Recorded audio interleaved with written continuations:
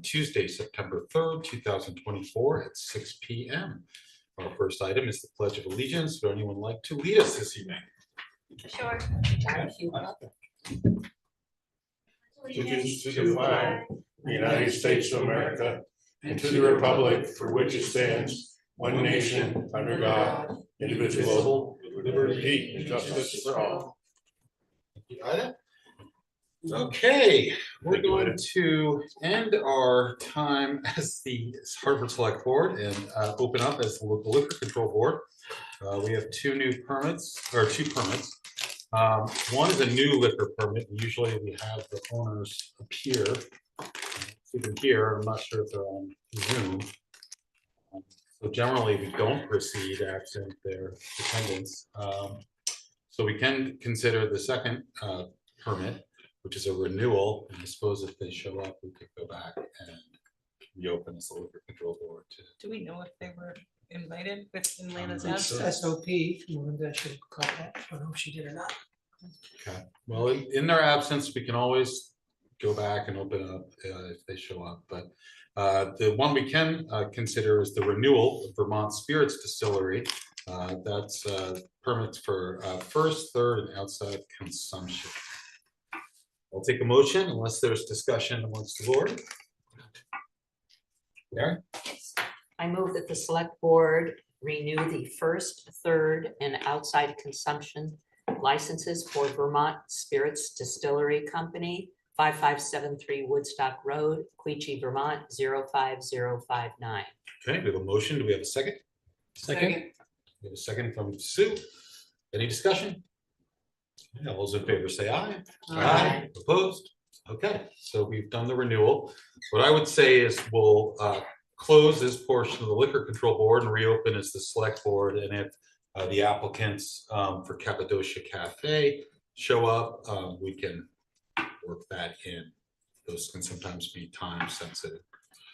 We have no business as the Cannabis Control Board. Order of agenda. John mentioned the Two Rivers folks may have to, they want to be here right after 7, but we'll see if they are. So that will lead us to public comments. We'll start with people in the room and then go to those who are joining us on Zoom. If you'd like to comment, please identify yourself, your town or village of residence. Are we closing the cannabis board? I mean, are we closing the liquor control board? We did. Did you do that? Okay. Yeah. There'll be 3 minutes. You have to talk. There will be a timer you can look at. We ask you to address the select board as a whole and no personal attacks. So we do have one person at the microphone. So Joe, if you'd like. I'm waiting for my timer. It's coming. Okay. I don't think I'll be all that Tell me long. if it started. No. But I promise I'll be less than All 3 right. minutes. How about All that? right. Go for it. All right. Joe Major, White River Junction. I want to commend the committee on putting up the banners. I think they look great. One of the things that I would ask the select board to possibly consider is normally it's a 60-day window. If it can go until November 12th, the day after Veterans Day. And that's something for you to consider. I understand if it's a bridge too far. The second thing is those banners look great. Now I need other organizations to come forward, the arts to come forward. I need, because those banners look kind of cool, it made me think that if businesses and organizations want to put up banners, it would be awesome that we decorate our town like that. And so I encourage all of those, now that we have what the protocol is, all of those organizations to do so. And I hope, and I'd be fully for it, and anything I can do to help them navigate the shark infested waters of the ordinance, I would be happy to do so. So, Thank you, Joe.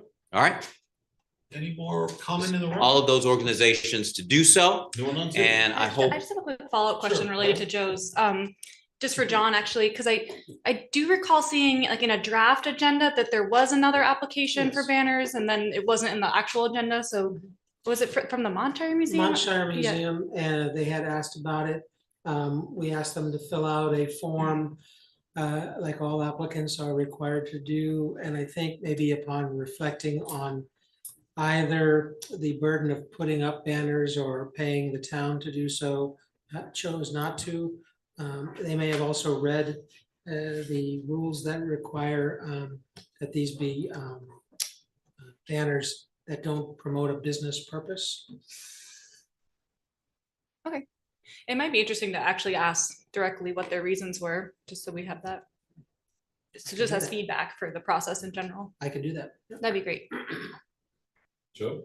I'm sure I'm still under 3 minutes, so I would be part of a contingency to help put up the banners. I found out, and I am the least handy guy in the world, but I would find people to get those together if anyone wants to do that, because I found out it's not that hard. So just want to throw that out there.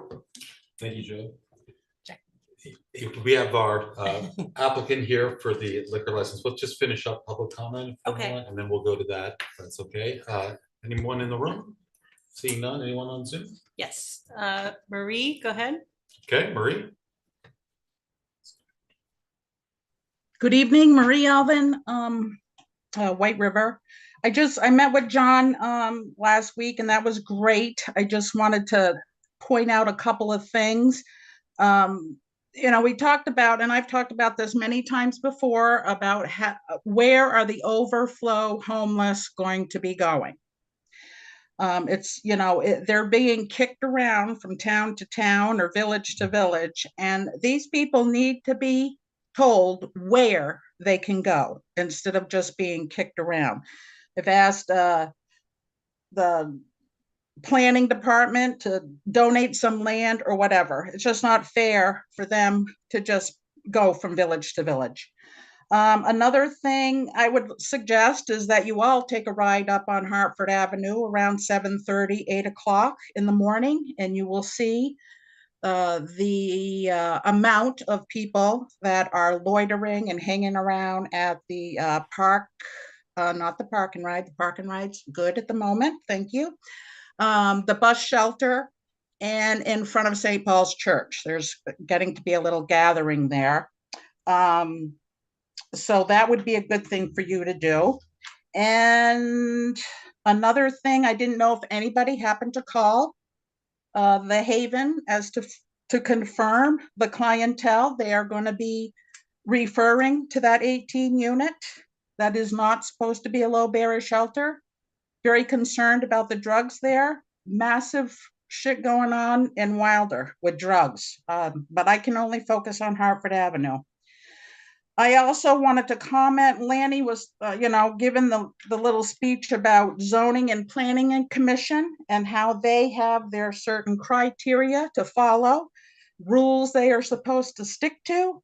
And when people go to the select board, I assume they're looking for help.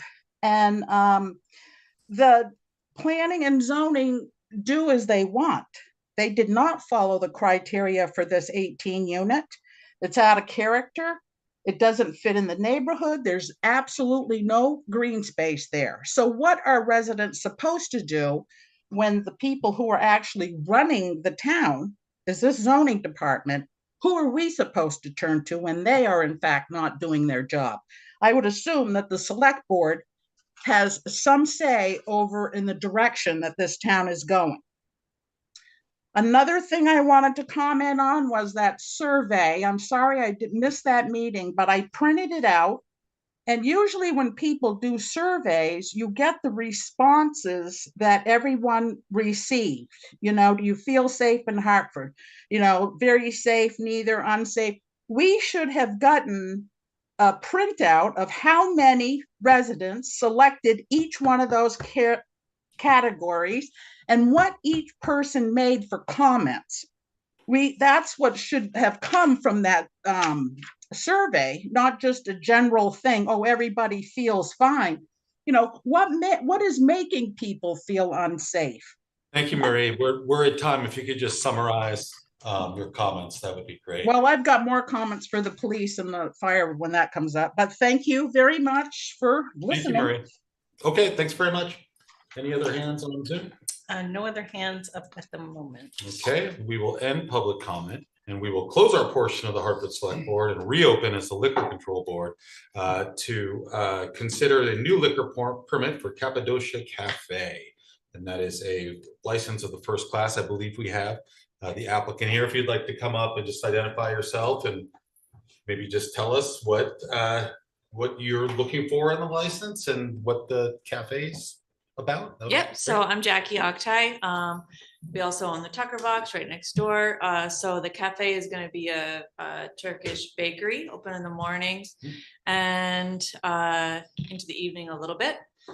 As far as liquor and alcohol go, you know, it's definitely not a main focus, but it's something that we wanna be able to offer. It'd be mostly like beer, wine and cider.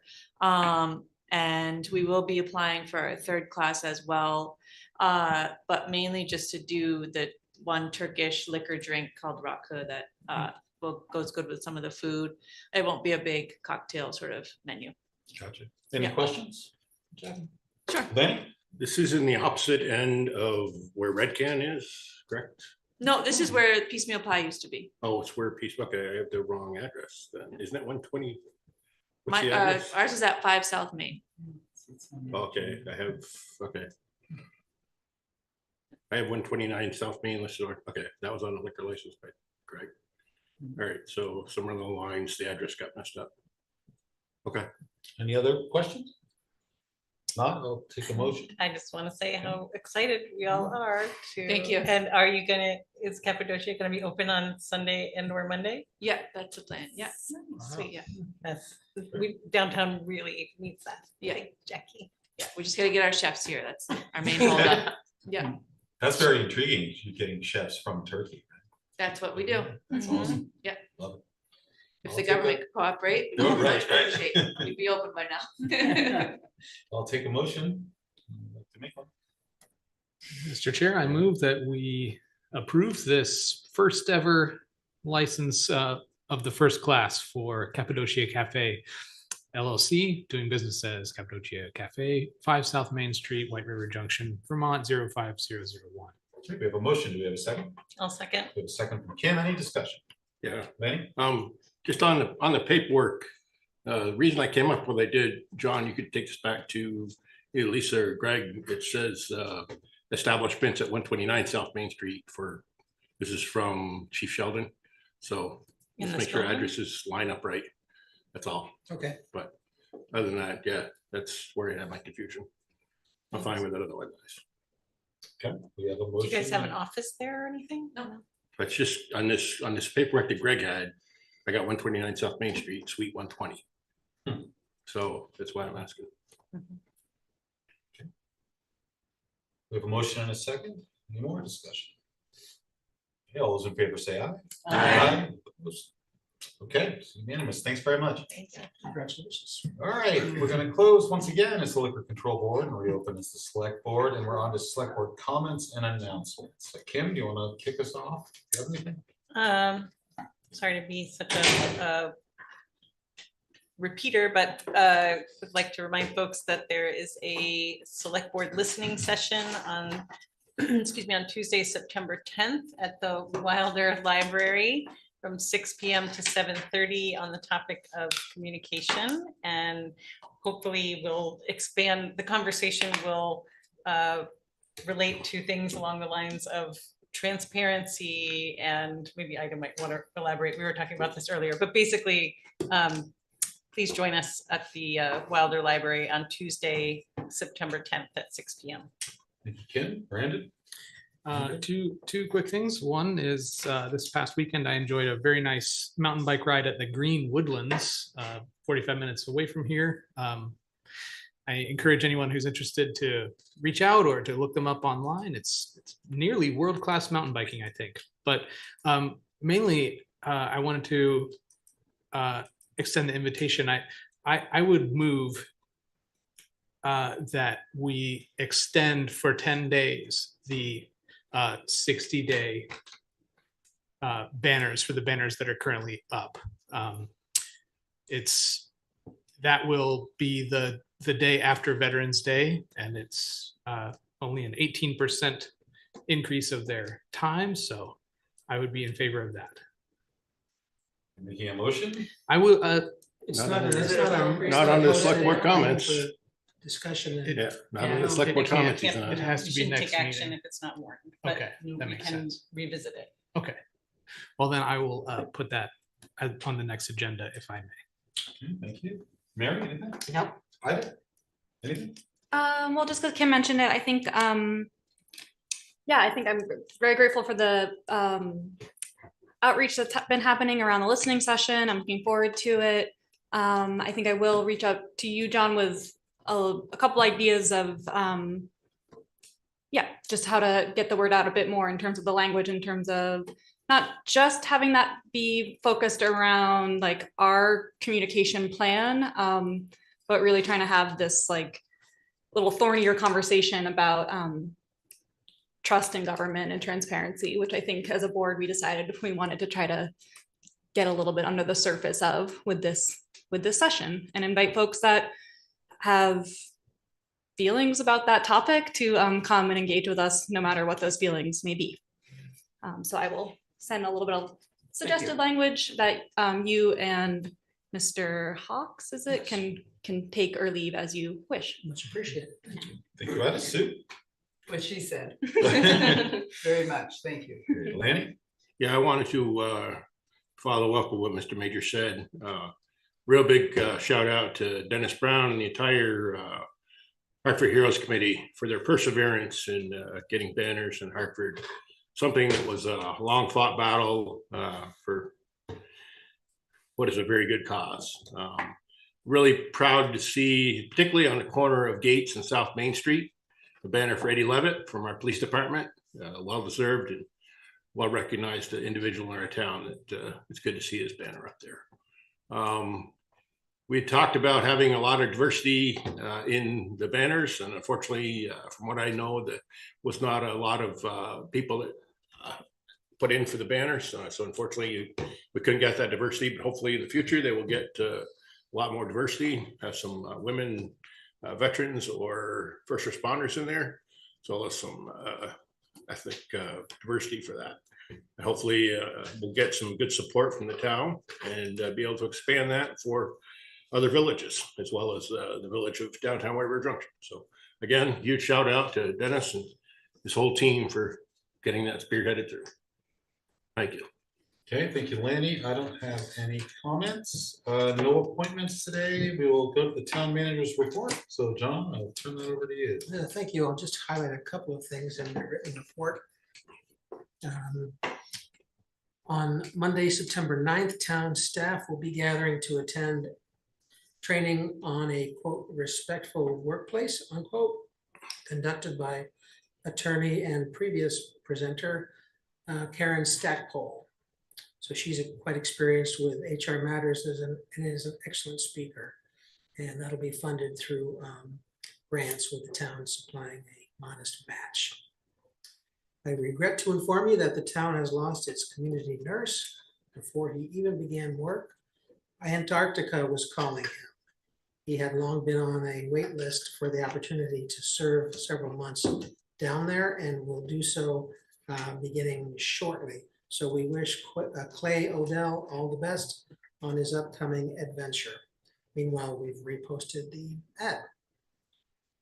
We've been offered the opportunity to have a walk in the town forest with County Forester AJ Follansby on the 11th or the 12th. Thus far, I've heard from 2 people, both of whom prefer the 11th. That's a Wednesday at 4 or 4:30.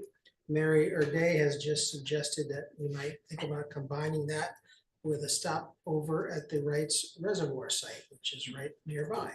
So that certainly is feasible. And maybe I'll just use this opportunity to ask if there are any more select board members that would like to attend, most likely Wednesday, September 11th at 4 or 4:30. Anybody? I might be able to do that. Yeah, if I'm not in court, I would. Oh, fantastic. We'll get you all a reminder. I would And, love to if my knee would put up with No. it, but it won't do it. I hear it. My knee won't. John, I might be able to go. Depends on, I have my sister's coming, so depends on if she's. Bring like to her, go. Mary.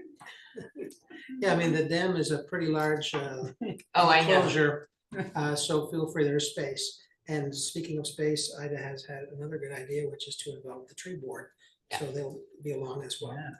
So that's it for me.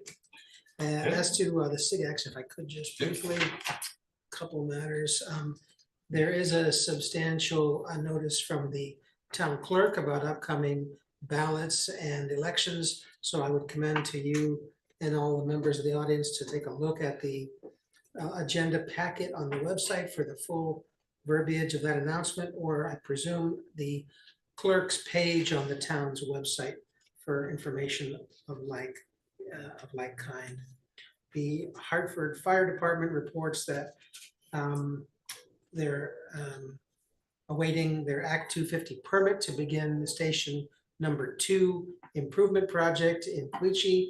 They have tentatively scheduled construction to begin on October 1st. Hartford Police Department reports that our data crime analyst job posting has received a good response. Interviews will follow later in the month. And our environmental sustainability coordinator, Dana Clausen, points out that the styrofoam collection event on Saturday, August 24th was a big success.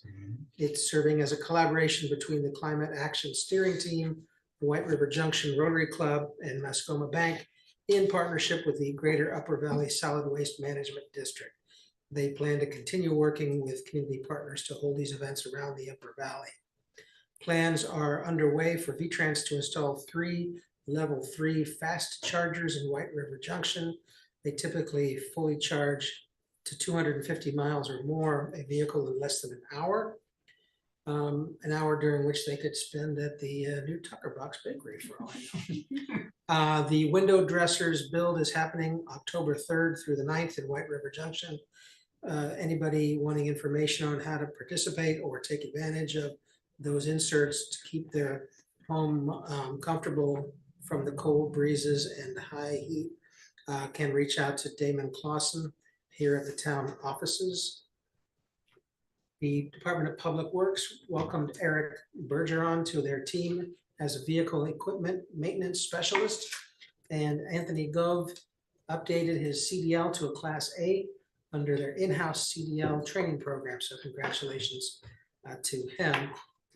Parks and Rec points out that their youth fields were lined this season with use of a robotic painter. The robot is a collaborative with Lebanon Parks and Rec. It took one Parks crew member to do the work of many when lining fields manually. This saves on staff time and paint product too. A soccer field that would have taken a full day at not less than 2 staff took 22 minutes. Wow. Department fall and winter brochure was submitted to the printer and will soon be distributing 1,000 copies around the community and will be available on the town's website. Questions for John about town manager's report, the SIGAX? Lenny? On the staff training you mentioned on respectful workplace. Yeah. Where is that going to be and when is that going to be? I believe it's going to be in this building. I'm not sure whether in this room or in room number 2.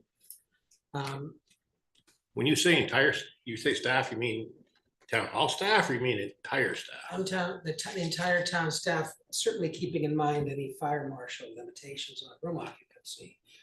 Paula would know the numbers as to how many have been able to sign up. Not everybody works a conventional 8 to 4 day, for example. So could be considerably less than what you're thinking. But I can get numbers for you if you'd like. I'm just curious how you're going to be able to get everybody in an area of town hall. I know she was addressing that by calculating the number of yes RSVPs. I'm just surprised you didn't hold it at the meeting room at the public safety building instead. It's a much bigger space. I will look into it. Thank you. I don't know what arrangements have been made, but she was discussing room 2 for it. Yeah. Thank you. Thank you. Kim? sort of related to SIGAX, but also related to just the, Lisa had forwarded to the board that cannabis control survey. Does that ring a bell to you? Lisa had forwarded, Lisa, Lisa O'Neill, sorry, the town clerk had forwarded a cannabis control survey for CCB municipalities, and I went to take it, and basically the main focus of it is adopting a cannabis cultivation district as authorized by Act 166, and I was like, I have no idea. So that's not something that we're currently considering, is it? Like the I'm not. question It's is not on your my table. municipality considering adopting a cannabis cultivation district as authorized by Act 166 in 2024? it's the first I heard about it. All I did was read as far as cannabis control and survey and saw that your name was on the list. Uh-huh. And I thought, if anybody likes to dig into cannabis control information, it's Kim. So Okay, I'm well, glad- maybe I'm I'll glad it follow went up into the right with hands. CCB directly Yeah. then. Mr. Chair. I got it too. I don't know if I got it from Lisa, but someone sent it to, I thought the whole select board. Yeah, And I was I had gotten it confused. and then Lisa Okay, forwarded okay. it. I was confused by it as well. It seemed like it was about outdoor cultivation, which do we already allow, or do we only allow indoor? We allow outdoor. We allow outdoor, so I think we already are Yeah, doing and- what they're asking about. Yeah, No, No, I think- it's, as Kim said, it's about establishing a district, okay. guidelines for a district of having Okay, control over like a it. zoning district. Right, control over an around- area that, Yeah. not within a certain town. Which right now, we've got it allowable the entire town. I see. Anyway, I guess I was just wondering if anyone else had more understanding of it, so I'll reach out offline to Lisa and or CCB. If you can find out some information about a total cannabis control program package, that'd be great. I would love to attend that, but I saw that and it's nothing that could do us much good at this point in time. But Yeah, I think that we are definitely in need of cannabis control guidance for the board, for general guidance, not for that area. Other questions for John? Just very briefly, are you going to consider reaching back out to the folks who had applied to the community nurse position previously? Oh, no doubt. But Okay. we only had the one applicant. That's the problem. Oh, So all right, we've reached out long enough to say, hasta la vista. great. But we will be casting our net as widely as we can. We'll be in touch with the people who kind of helped us put the program together. The Community Nurse Network, which is kind of the umbrella organization. That's a great way and a great conduit to get further word out to the likeliest candidates. And I guess the follow-up is, how does our pay for this position, which requires an RN, compared to what RNs make at Dartmouth Hitchcock? I'd be interested to know. I'm not saying you need to know right now. I do know that there have been studies conducted by HR here at Paula as to what would be a reasonable rate and what other towns with this position are doing. Whether we want to expand that to Dartmouth Hitchcock, maybe to compare an Apple job description versus an Orange job description. I don't know. I could certainly raise it with Paula. Basically, are we offering enough money to get enough candidates to apply? That's my thought. Thank Yeah, you. Sure. And just a question, a reminder, the position is, it's a half-time, right? 20 hours a week? Is that? Yes. Okay. Yes, yeah. Okay. The thought was that at the very least, we would try it as a pilot, see how it goes. Some towns have even fewer hours, smaller towns. Yep. And some towns have full-time nurses and actually multiples of that. Thank you, John. Yep. All right, our next item is the Housing and Homelessness Committee update. I think we have John.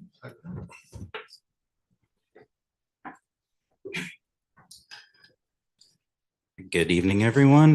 My name is John Hafner. I am the chair of the Hartford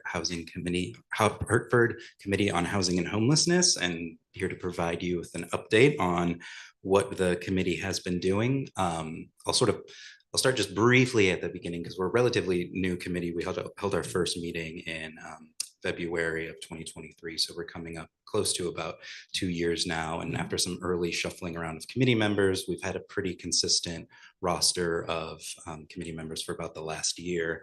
The early work that we had focused on was contributing to the town plan draft housing chapter and the Homes for Hartford work that was being done by the Planning Commission. So participating in those meetings and making recommendations to the steering committee that included members of the Planning Commission.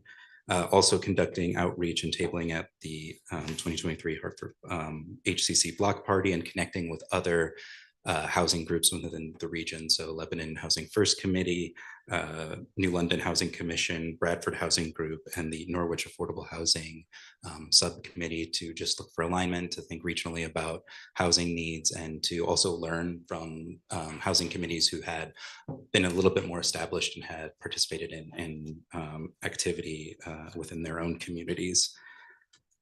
We've also been focusing on looking at smaller scale housing promotion and encouragement. So that's been ADUs and home sharing. So we participated in with the Hartford Area Career and Technology Center, hosted a Home Creators Expo that brought together developers that focused on ADU creation and was well attended by members of the public. And first one was in 2023 and it was an encouraging sign. So another one was hosted in 2024 as well, and brought in Homeshare Vermont. As you may know, that Homeshare Vermont through legislation was able to expand their service area to northern Windsor County, which includes Hartford, and as part of that they've been doing outreach. So we brought them to Bugby Senior Center to talk about homeshare opportunities that they offer and just to promote homeshare as a housing solution.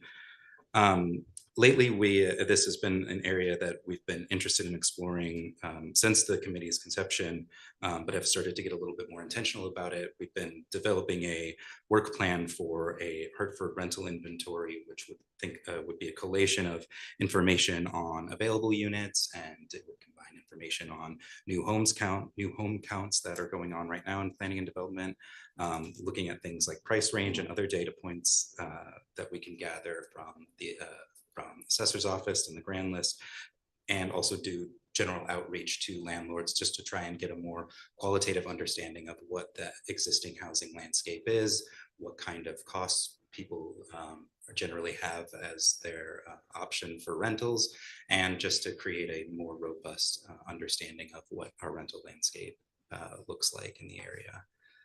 So that's what we have looking at right now. Happy to take any questions on that or any tips. Questions, Lanny? So you're basically trying to come up with what would equate to a rental registry?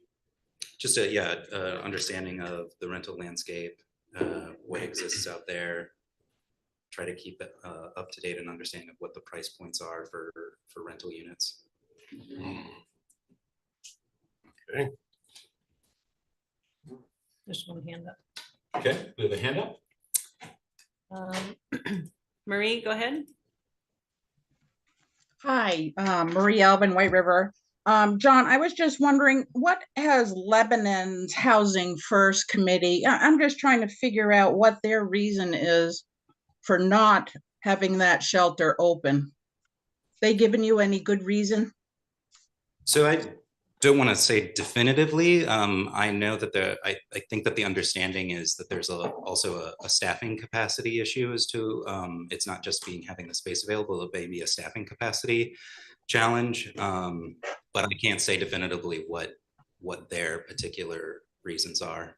Right, and yeah, I think that that falls on Michael Redmond. Anyway, and where it sounds like you're studying rentals instead of homeless. And have you ever explored where these homeless people can go? Some land or something? You know, it's going to be a while before all this housing is available. And some of them don't want the housing, but we really need a place. I don't know, tent sites or something where people can go pitch their tent, park their car, park their camper instead of becoming in the neighborhoods. And I thought you guys were looking at that at one time. But anyway, that's my 2 cents on that. Thank you very much. Thank you, Marie. And John, so your committee is housing and homelessness, right? So Correct, it's got yeah. sort of a dual, Yeah, purpose and to look I at. will speak to Marie's point that in meetings we have discussed, and part of this committee emerged out of the Hartford ad hoc committee on emergency shelters that had created some recommendations that we made sure were incorporated within the draft town plan that explored things like allowing ordinances for RVs and emergency sort of tiny home type units. And that's something that we have discussed, and we have as a standing item on our agenda, strategies and solutions to combat the housing crisis for unhoused individuals. So it certainly is there. And I would echo that the of general interest, I think, for whether it's the unhoused population or for just our own town's housing stock, that understanding the landscape of publicly available land would be a really good strategy for, I think, tackling housing in general. That's something that the Norwich Affordable Housing Subcommittee did, where just they gained a clear understanding of what public lands are available so that there is that option for addressing housing as well. Yep. 2 things. One, the emergency shelter committee, the ad hoc committee, definitely did extensive research on publicly owned, on town-owned properties, and that documentation is out there. Like, it is, I would have to dig a little bit, but if the committee doesn't have it and is interested in it, I can try to find it. But if there are old minutes on the current website of the HADC's committee, then they had a full report on all the properties that they explored and where the challenges were. And then I think it was the emergency shelter committee also that definitely went before the planning commission a few times with the request to have that Hartford's ordinance is more strict in terms of the RV limitation. So the state of Vermont, if someone has a private property and they want to allow someone to be in an RV on their property for an extended period of time, they can do that. But Hartford has a more specific, more strict ordinance in which you can't do that for more than 2 weeks.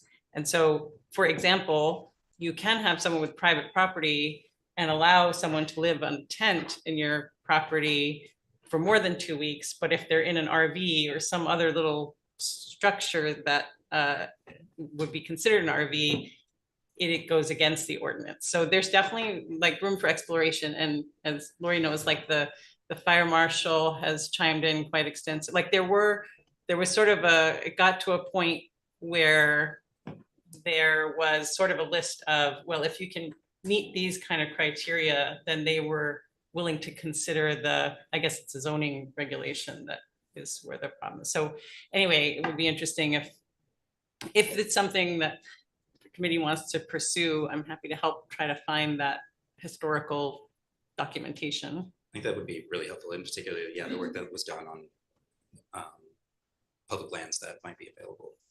Yeah. Okay. Other questions for John? When you've talked about a rental registry, are you mainly looking at like month to month or longer leases essentially? So it's initially just thinking about it as an inventory of a collection of information and what we have available to us.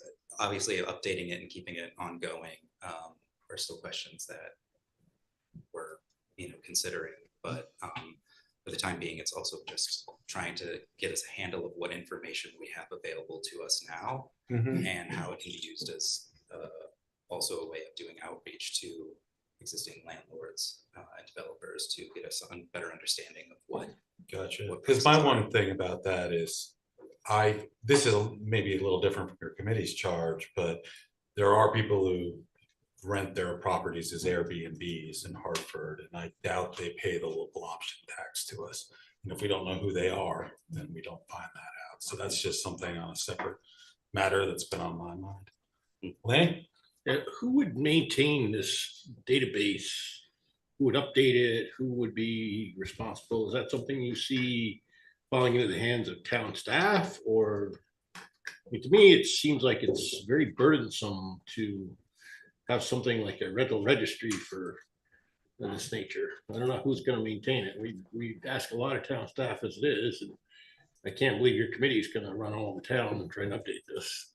So right now is not a question around updating. Right now is trying to gather a better understanding of the information that is available. Updating it certainly is a question. I think by simply gathering the information that is available right now, we can have a better understanding of how it might be useful on an ongoing basis. And then those are going to be questions that need to be answered. For sure. Every summer and fall, when you have Dartmouth College let out, you have an influx of, places open and close though. I mean, so it's kind of ridiculous if you don't have somebody updating it on a regular basis.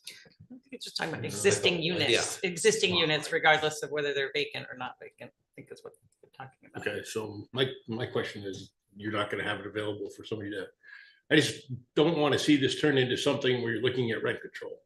And it seems like it's heading in that direction. Simply getting a better understanding of what rents exist and what people are expected to pay, I think is just more of a understanding of what the health of the rental market is within the town of Hartford. So, all right, I'm gonna keep an eye on this one. Thank you. There's one more hand up. Okay, we have one more hand up. Oh, and actually, Marie, I'm sorry, you put yours, I put yours down because I thought you were done, but I'm gonna go to Michelle first, and then if you want to talk again, I'll let the chair decide. Go ahead, Michelle. Hi there, Michelle Boleski, White River Junction. We used to have a housing authority. I don't know if, I'm sorry, what's the chair's person's name again? John Hafner. John, were you aware of that? There was a housing? I knew that there was. I'm not sure exactly how long ago that it was. Yeah. I'm not either, but I think that might be interesting just to look into that and see why it was disbanded. I also I think it's a really good idea always for a town to have data, and especially when it comes to rentals and housing stock, because how can you plan? How can you plan? I mean, it's helpful for the school to know and to figure out how many kids might be moving in potentially. And I also agree with Michael. I think it would be really a good idea to figure out the Airbnb situation. I know where my daughter lived in Crested Butte. She couldn't find housing because so many people were renting out Airbnbs. So many people had homes that were empty, and she wasn't able to leave an abusive situation because she had nowhere to go. And she passed away in March. So that's just my personal relationship to it. But I think it's important to look at that and to continue to do the work and to continue to make housing affordable for everyone. Thank you. Thank you, Michelle. Any other hands up? Marie has hers back up. Okay, Marie, if you've got another comment, you have the floor. Thank you. Just a quick one. This has been going on for so long, and the criteria, I'd like to see the list and the criteria that isn't meeting with the town, in my opinion, is a bunch of BS because they didn't follow the criteria up here. So the planning and zoning can bend their criteria to whatever they want to do. And if you can't come up with an acre or two of land to park an RV, a car, and some tents, that's what is needed. And you don't need water. You need a porta potty because already they're defecating in the woods. So I think we need to be a little bit more creative here and stop saying it doesn't meet the criteria with the planning and zoning, because they can do what they want and they can come up with 1 or 2 acres of land to park RVs and to park cars and for people to tent and have a place to go. Thank you very much. Thank you, Marie. Brandon? When I think about housing in short supply, I think of a couple things. One is the statistics that come out of the US Census. And this last census, it showed us that for every person who doesn't have a place to live, there are now 27.4 unoccupied houses in this country.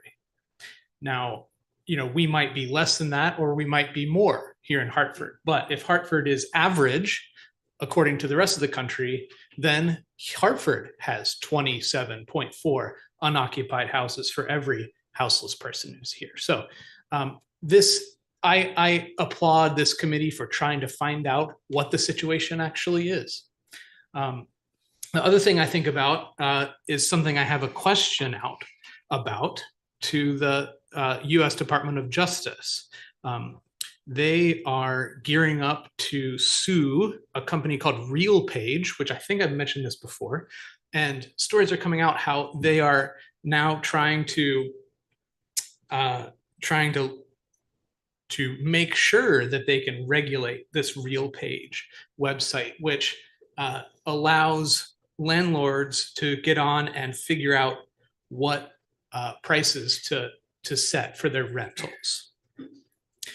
But it's the Department of Justice's opinion, made public, that this is a method of kind of collusion, and it amounts to unlawful antitrust practices, basically, price fixing and such. So anyway, I'm asking the U.S. attorney here in Vermont to report back what data they have that's available to be made public about RealPage in Vermont and maybe Hartford specifically. I will report that to this board and the public when I get the information, but certainly that factors into the housing equation here in case folks are using that. Thanks, Brandon. Any other questions for John before we wrap it up? John, thanks very much for giving us an update. We appreciate it. Thank you. All right, the next item is we have to execute the modified combined sewer overflow loan documents. I think we've got Brian Gazda on the call. Okay, And, we got Brian. Let's You bring might him want to over. present this matter.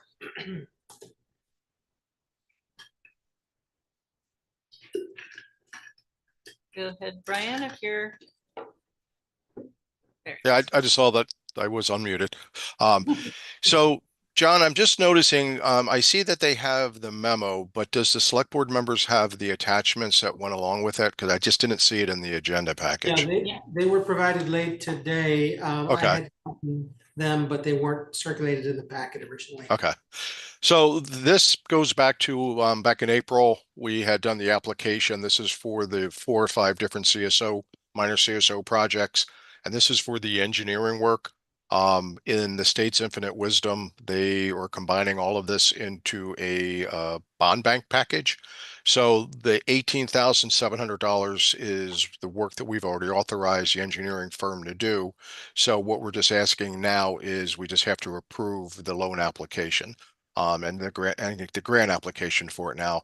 And as you see through the attachments, it requires the signature of select board members and also the town treasurer. And Joe Major has already signed off. Mike Hoyt has signed as chair, and now it's to the select board members to sign off on the document over here at the table. We'll then get Lisa O'Neill and submit it back to folks at DPW to send to the state.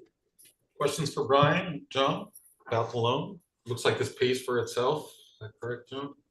That's my Correct. understanding, yeah.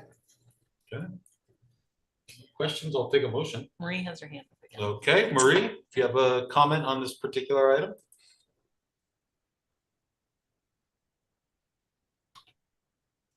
Marie, you have your hand up again? Sorry. I was talking to my brother the other day and he suggested when they take down that old bridge in Hartford Village and open the new one, that maybe you guys can get the state or whoever's going to take that bridge away to take care of that mess that is still untaken care of that Mr. Wood left up there. Thank you, Marie. I thought that was a good idea. Thanks. Okay, no, thank you. Any other questions for John or Brian about this one? Otherwise, I'll take a motion. Mary? Sure. I move that the select board approve the Vermont State Revolving Loan Fund Agreement, RF1 slash 271/2.0 with exhibits A to D in the amount of $149,200 and authorize the town of Hartford Select Board and town treasurer to sign all necessary documents. Okay, we have a motion from Mary. Do we have a second? I'll second. A second from Kim. Any discussion on this one? Is this one that we needed? Oh, I thought it was just the town, the chair and the, No, there's two sign-offs for the full Okay. board. okay, sorry. The motion and a second. All those in favor say aye. Aye. Opposed? All right, it's unanimous. All right, great. Thank So you. our next- Yep, thank Thanks, you, Brian, Brian. very much. Brian. Our next item is remarks from Two Rivers Ottauquechee Regional Commission. I don't know if they're, I don't Here yet. see Kevin here. He's planning to be here shortly after 7. okay, so maybe we can review the proposal to replace the communications tower on Bliss Road. Yes. And just so we're clear about what our sort of role of this is, if we want, the board can approve comments to send to the state. Is that essentially like what we could do? Sure, yeah, Okay, so, just want to make sure we know what we're, Mhm. what our authority is here. okay, so,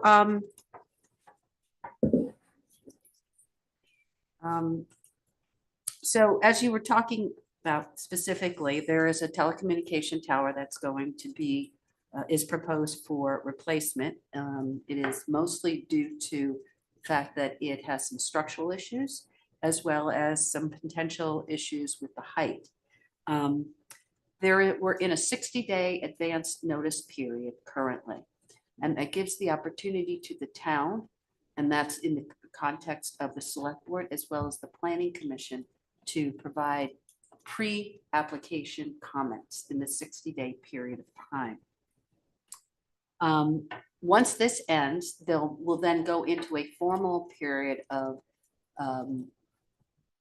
there'll be a formal submittal of the application, and then there'll be a 30-day additional comment period. So if something comes up during this time period that you want to say, so for example, suggest for them to put in their final application or additional information you'd like to be collected, those are things that you could put forth now, and hopefully they would be included in the future formal submittal as an example. The Planning Commission and the Select Board in the past had the ability to provide comments in relationship to review as under the town's zoning regulations, but several years ago that was eliminated as an authority in the town, or any municipality for that matter. But it did retain the ability of the Planning Commission and the Select Board to comment in this period, and we use the zoning regulations as the recognized ordinance or rules or guidelines on how to proceed with a local review that would then be submitted to the Public Utility Commission, or known as the PUC. That's the process that we have followed for the Planning Commission, and attached to the document that I sent to you is a review that we are sending off to the Planning Commission. Now, normally we'd like to have their input by the time it gets to you as the Select Board, so you'd have the benefit of knowing how they decided to comment on the application. But unfortunately, the timeline with everybody's schedules just didn't work out that way and when it would needed to be submitted. So that meeting won't occur until the 5th, and we certainly can report back to the planning commission, to the select board, if you so choose to have that. Or we can also do it through whatever mechanism you feel. We have the comments before you of what we're asking them to consider. And without going through all of the details of it, I would just make a quick reference to page 5 of the memo that Joanne Els put together. And you can see in there is a summary of those items that we're suggesting have further consideration or additional information being provided. And just quickly, they touch on things such as an easement for any, if the tower gets higher and the fall zone would go onto an adjacent property. Our regulations of what we've used in the past speaks to having an easement for that fall zone. That's not something that's included in here. There's also discussion about height and how you can evaluate height. And some of those things include such things as a balloon test. And we would recommend to the planning commission that they consider that as well. Providing information about additional camouflage. Some of you may have seen those things where they look like sort of like the top of a pine tree or something in the, you know, and that helps to do that. But there's also some on-ground planting that could be considered as well. And then looking at, you know, some of the other things for visual impact. And then finally looking at something of a computer-generated photo simulation. So those are some things that if you wanted to consider having any comments, those are the things that we pointed out to the planning commission that are not addressed within the application being submitted or the pre-application, let's put it that way, but that we would want to see. And then I'd also just want to point out that Exhibit A of the pre-application that is being submitted by SBA Towers, that also has a list of things that sort of outlines the rights and opportunities for the municipality and the planning commission in terms of what you could be considering as comments or further information needing to be provided to the municipality. So if you have any questions, I can go forward with that. Again, you could decide to not comment at this time. You could decide to comment individually and not grouping it with the planning commission.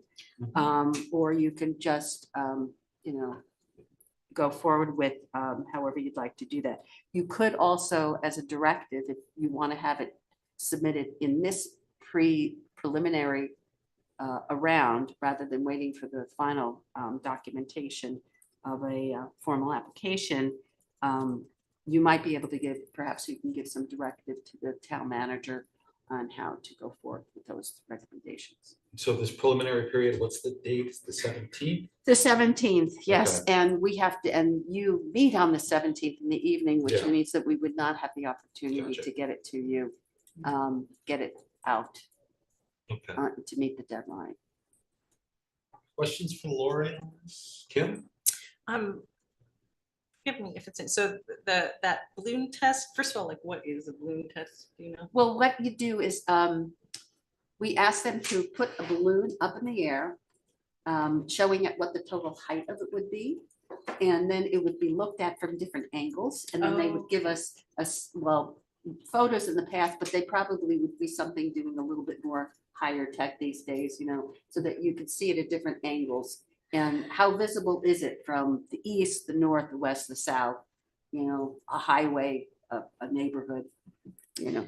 Because that doesn't, you mentioned when you were talking about the, like, the summary on the memo of page 5. But I don't see the balloon test being recommended The there. balloon test is not specifically called out in there, but if you go back into some pages earlier, Yeah, under those sections that are here, it calls out the Okay. balloon test. Yes, and that those sections are referenced within that. cool, okay. And you said that the 120-foot pole is not a zoning regulation exception, like that's within the. Right, but if you do go forward with it, if they do give it to the height that they would do, the result is that the tower would be 55 feet above the average height of the surrounding trees. And that would be when normally it could be 40 feet above it. So if we were regulating it, Mhm. that would be triggering off further actions that they would have to do. That's the kind of thing that actually that the balloon test that you had, familiar with, really helps get that visual. Yeah. And it's not to say that it couldn't be, if it didn't, we were regulating this, which we're not, we don't have that authority, but we can certainly say, well, under what we have as our guidelines, these are the kinds of things that we would want to see. And then, once those things are made available to us as part of their formal application, then we have the opportunity to comment on it. Right. But without that information right now, it's very hard to do that. So we would push for them to be able to have this information available in the final application. And is, Or Kim? sorry, I got you, two just more quick ones. So, I mean, is one option then, could we just move as a board to sign on to the comments that the planning commission has made to basically like support this set of comments? So this set of comments are what we're putting forth. Then we don't know until the 5th when they look at this as to whether or not they will be signing on to these. Mhm. But there might be a good chance that they're doing that, but we won't know until we have that meeting. You could do that. And then in addition to that, you'd have an opportunity in the formal round of the application to make additional comments. So that is a good way that we're approaching it. And then my last question is, we received the letter from David Brown with the alternative siting proposal, like could we submit that as part of a comment? Like, you're welcome to do that. We're hesitant as staff to actually comment on that because we don't know all of the details in that circumstances, in the circumstances. So we would, we don't have a particular enough information to say good idea, bad idea, neutral, Can members of the public submit comments independently? Anyone can. Okay, so- Anyone can for that. And you as a board may decide that it has some merit, but at this point, we don't feel that we have enough information to even know the nuances of that. And whether or not directing a private company to negotiate with a particular property owner versus another one, it felt a little bit odd at this stage. True. I mean, I guess if there is a way, and I mean, I'm happy to just write back to Mr. Brown myself and say, here's where you submit this to the PUC as an individual, a butter or interested party. Well, there's certainly direction we can give him as to how he can submit. This is, but yes. Okay. So is that something that one of you will We do? can Or do should- that. Okay, great. Then I think that. All right. You may have already answered that in answering Kim's questions, but what I was wondering is, how do they choose a property to put a tower, a communications tower like the cell tower?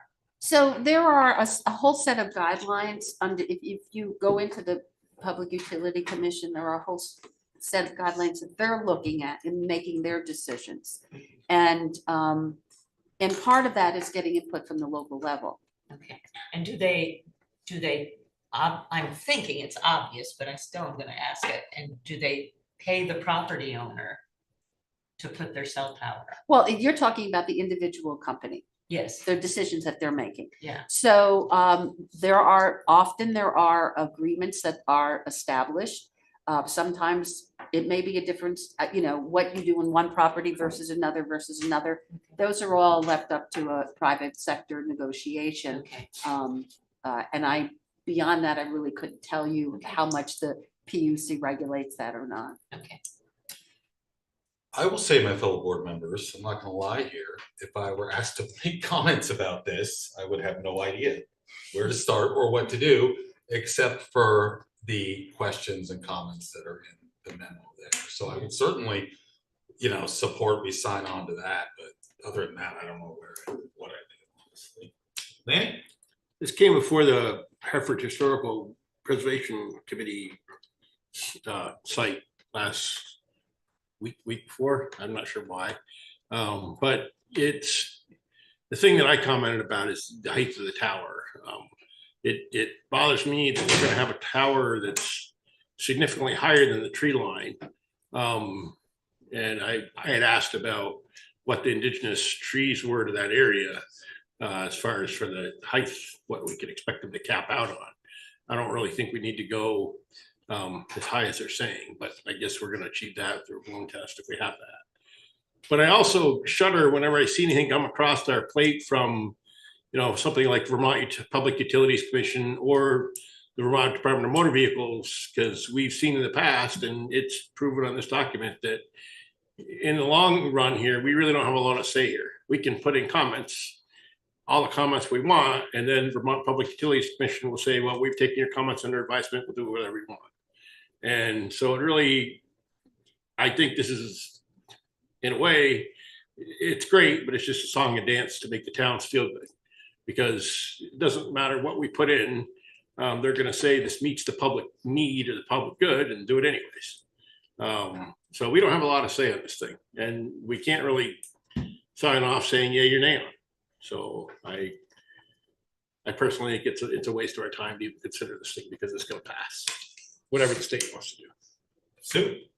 So it's interesting what you're saying about the height, because I remember several years back, so drive down I-89 regularly in New Hampshire, and all of a sudden there was this huge, enormous, above everything else tower, and I defy you to find it now. So eventually I thought, well, that was amazingly good planning on their part. Now it just blends in, but it's still doing its job. And when you're talking about how we don't have anything to say about it, I'm wondering if maybe we shouldn't. This is not our area of expertise. But I hope we can take some time to think about it together and see if there is anything we want to say from here. I think this is our last chance. Well, on that point though, this is like a preliminary notice comment period. So if we didn't do anything by the 17th, would we have an opportunity to submit comments for like a final review?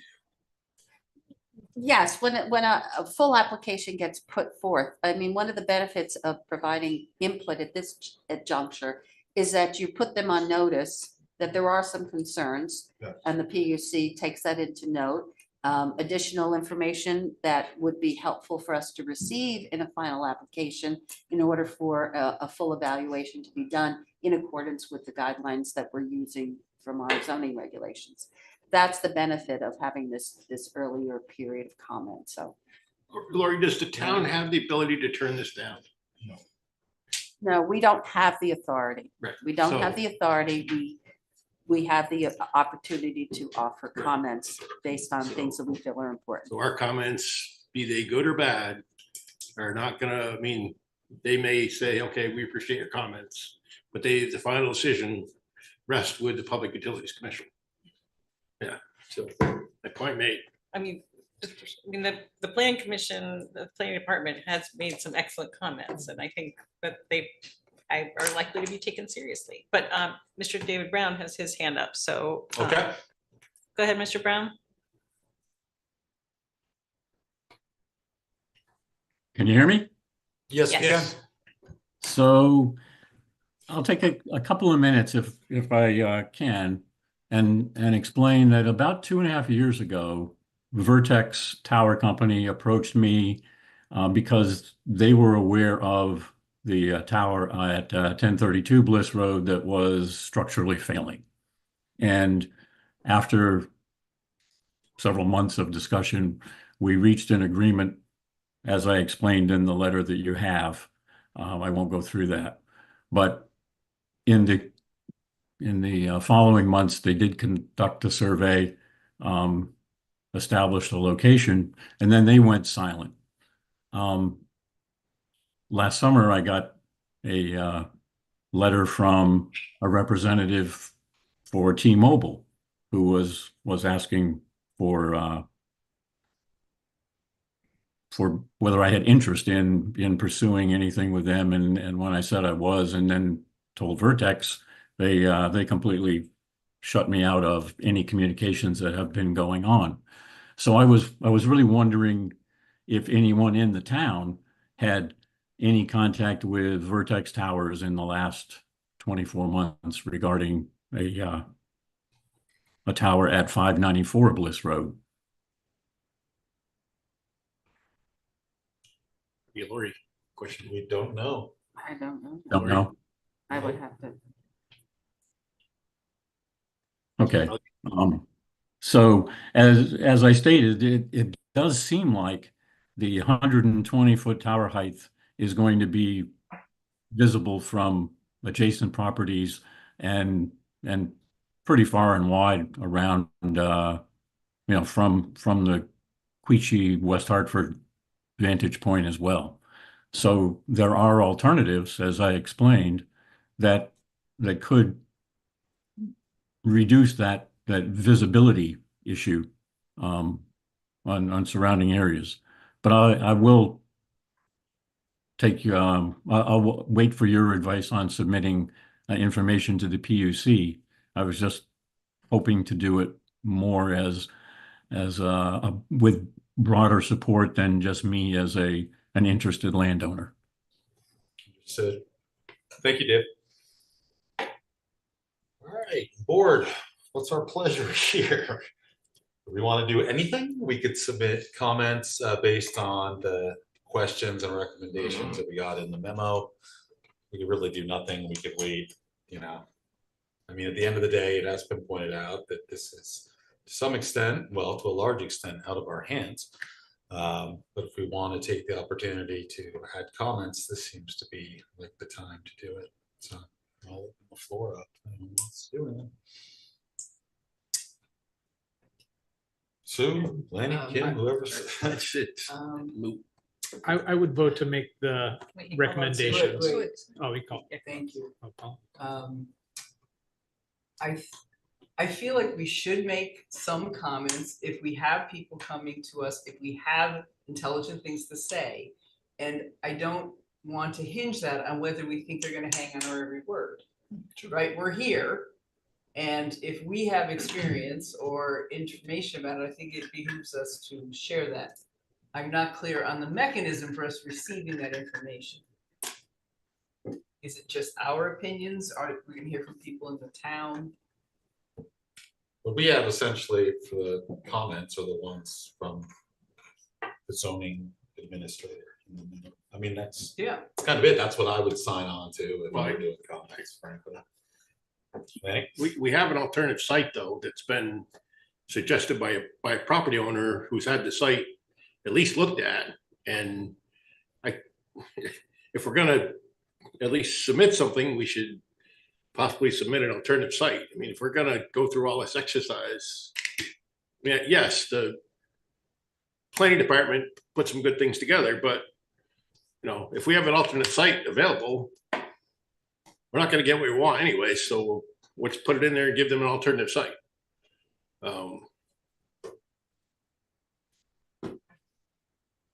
Mary? It just seems to me though that Lori and Kim were just going over that Mr. Brown could submit to them, his offer as well. What I think Mr. Brown was looking for is some support from the town, in addition to him saying that, I've got this site. I mean, if we could support Mr. Brown by saying, look, you've been presenting with another site. Why don't you look at that site? I think that's all he's looking for, is some support to say that there is another site that is more advantageous to line of sight within the town of Hartford. That's all I think he's looking for. And that's I don't think it's too much for the town to put that in there. Brandon? These recommendations that are essentially questions to the applicant, which in this case is the tower building company. The zoning administrator prepared them for us. They are 7 questions essentially. They cite all of this law.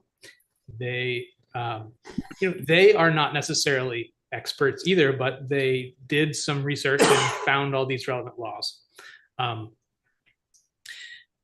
My thought is these would ask the questions. If we added these to our comment, these questions would be asked of the tower building applicant. If we do nothing, the applicant won't have these questions on the record, If we do ask these questions on the record, they can choose to say, no, we're not going to answer them, which I guess is their prerogative. But at least they'd be on the record saying, no, we're not going to answer them. And we would have that information in our final decision to issue final comment. They're So- gonna get them from the planning commission anyway. We're just suggesting we sign on and say yes or no, like, Okay, the planning commission is gonna. we'll file this as a comment of Yes. their own. So I think what Okay. we're suggesting is the possibility of the select board just also signing on to the same set of comments. And the question now is about Mr. Brown's letter, and he has his hand up again. Okay, let's hear from Mr. Brown. One more time. I was just going to add that SBA Towers, when I looked up who the property owner is in Beacon, they are listed as the property owner, not the Horans. I'm not sure who's correct here. The proposal from DRM in the very first paragraph cites the Horans as the property owner. Is Beacon incorrect? Lori? I'd have don't know. to check that. But I'm going not on the to, keeper- I'm not the keeper of the beacon, so. okay, but if, I certainly can look into that. I mean, certainly if Beacon is, I mean, if SBA is the owner of the existing property, they're highly incentivized to keep everything within the scope as they've outlined it in the proposal and not entertain alternatives, no matter how beneficial the alternative might be.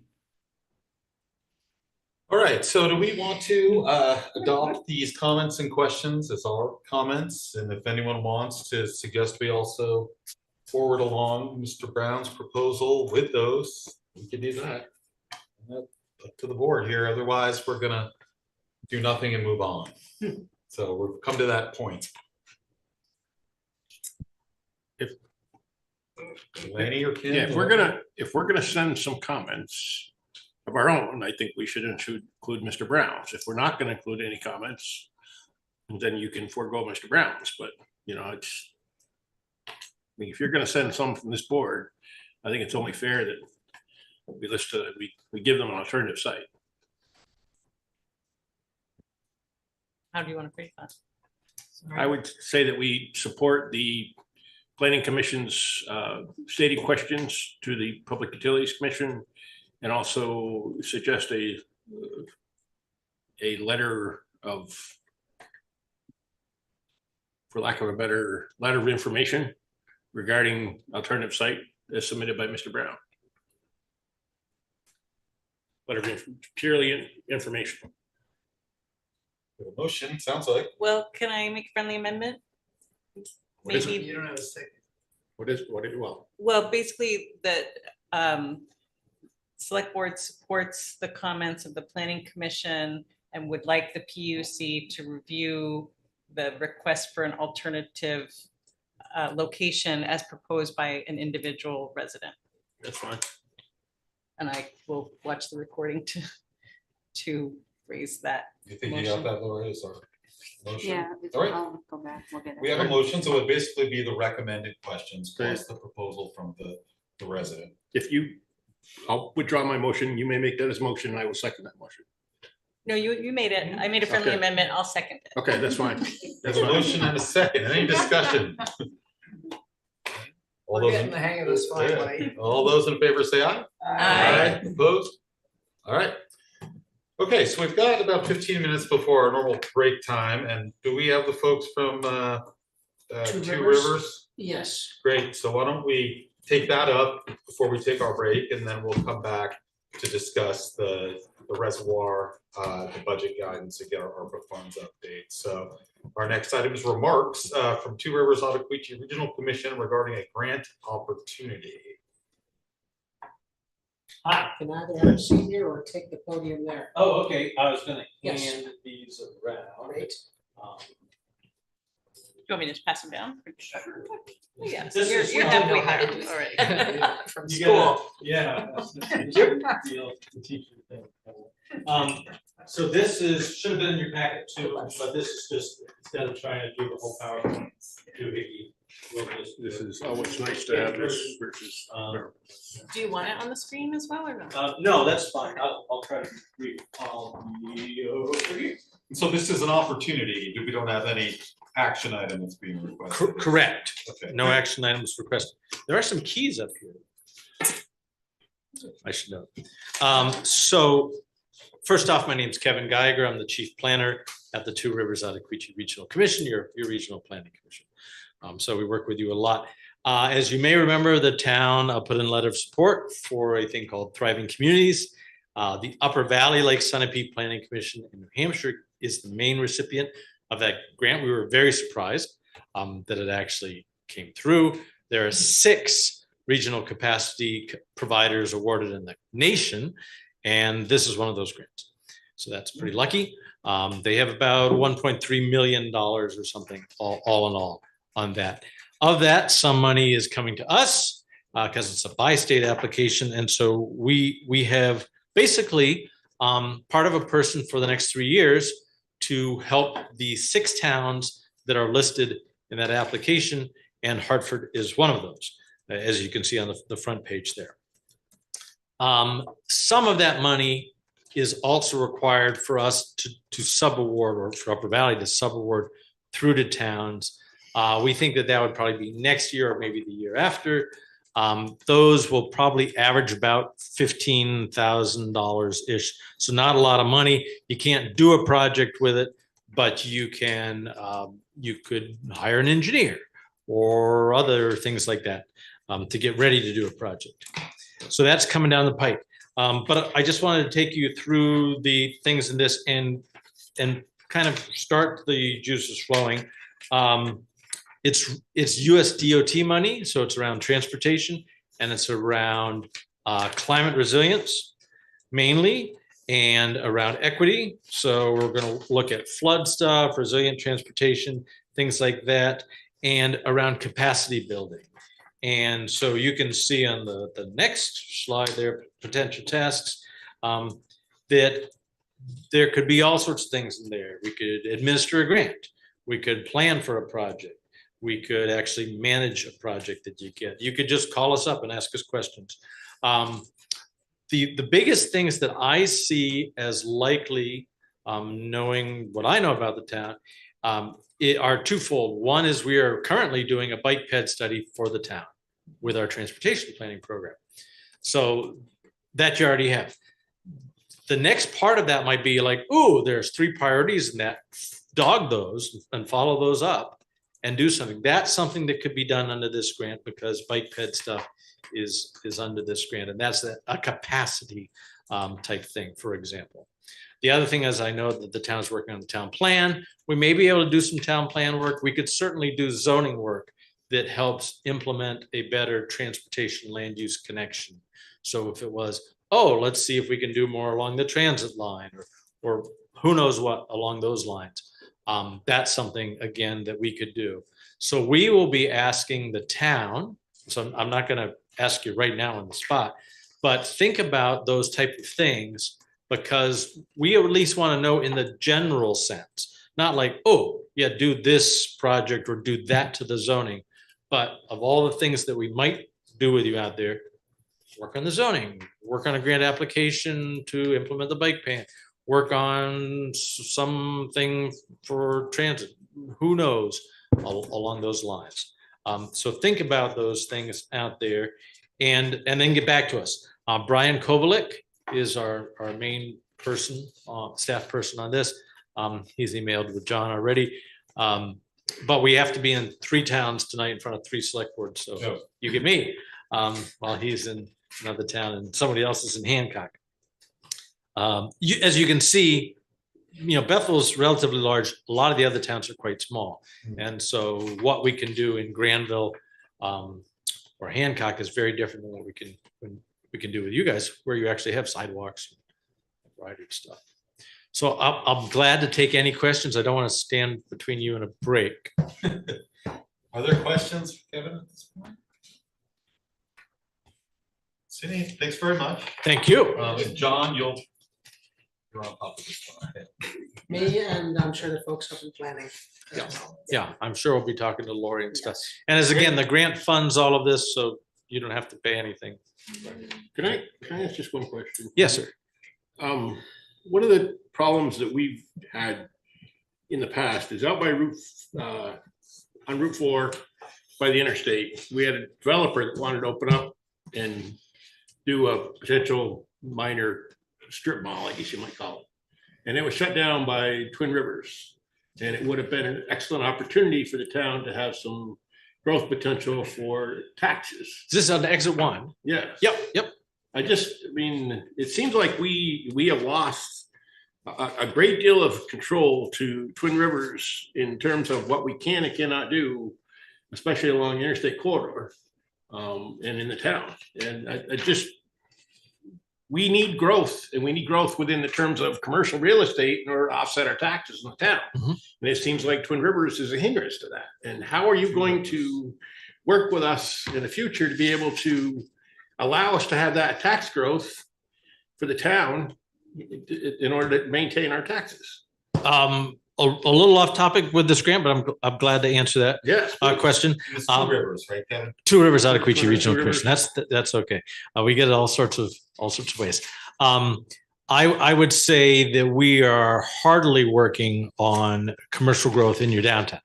And there is considerable spots in your downtown that are currently vacant or underutilized, or our brownfields, and our brownfields program is working with you as well on those type of things. And so I mean, this grant deals to be, potential, they say list under potential tasks. Yes. Municipal land use and zoning policies reform. So, Right. I mean, this falls into that area in terms of at least areas for growth. Maybe it's not a zoning requirement, it's certainly not municipal growth. But it seems like our efforts sometimes are stymied. And troubling to me, because the fact that we do not have the ability to get that base of commercial real estate, which is vital to communities in order to keep taxes down. Yeah. I hear you on that. I would say we have a strong inclination to help you with that in certain areas. Yeah. And that there's plenty of opportunities in those areas. Once those fill up, let's keep talking. Thank you, Kevin. Thank you. Appreciate it. All right, we're gonna take our break, let's take 5 or 10 and come back. And we will talk about Wright's Reservoir and the budget guidance and the ARPA funds. Then we'll hit the road. Says optimistic. So I just wanted to understand, you were talking about the tower that you see from 89 and that it was visible and then it kind of faded into They made it look like a very plastic tree. the tree. Okay.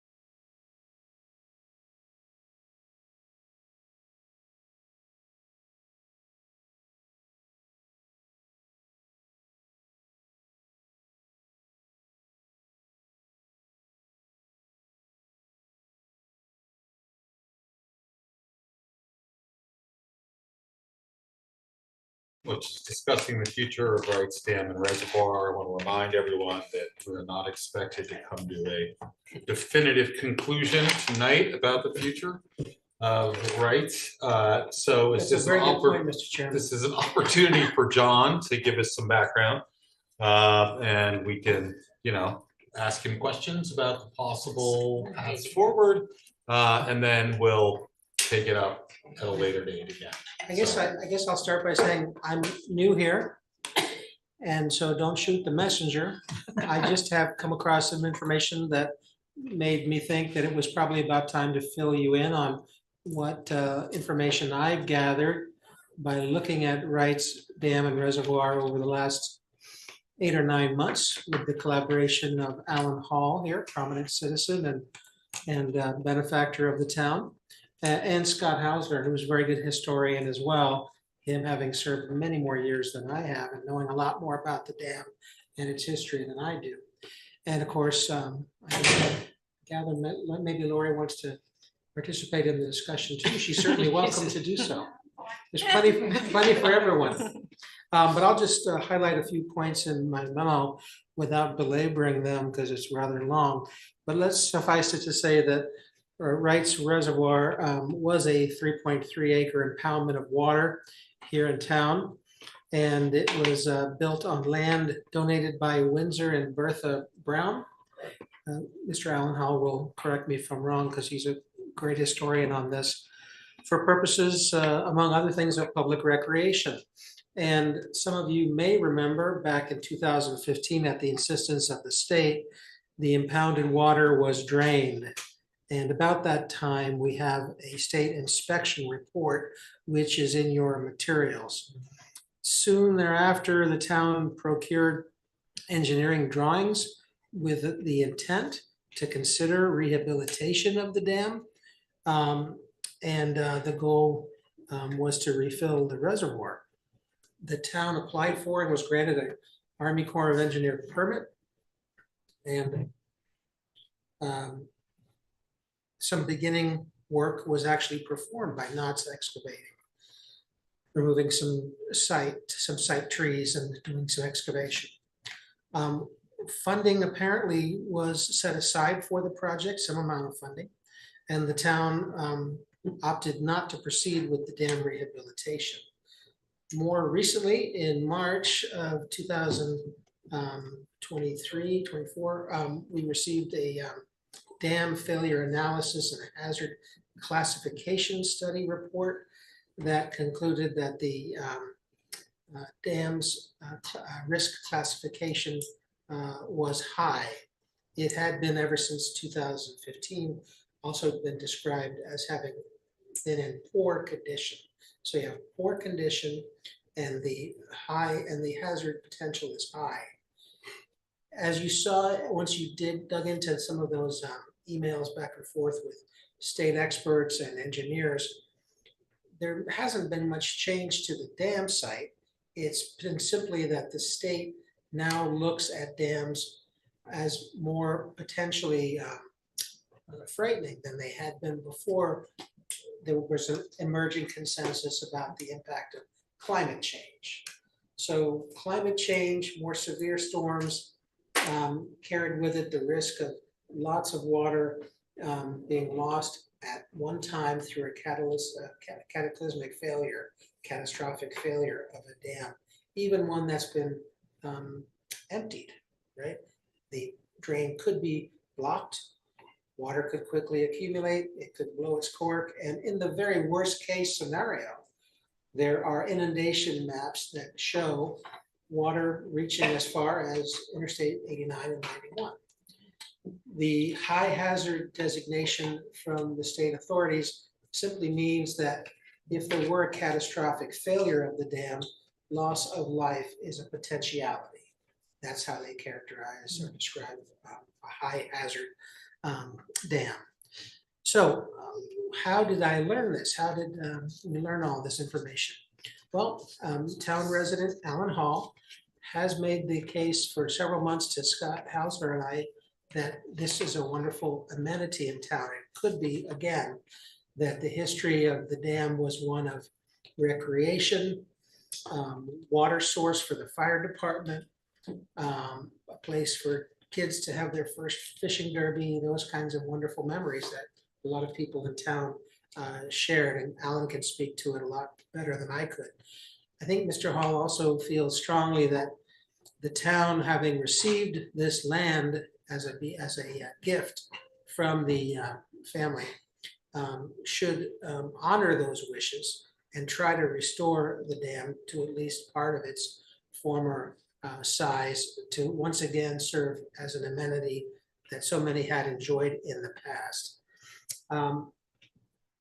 Transitioning again to the risks associated with it, I'll just point out that the Vermont League of Cities and Towns, feeling this, I think, general sense of concern over dams, has made the decision to no longer insure towns for the liabilities associated with dams that are either rated a significant or high hazard, like ours is, effective January 1st of this coming year.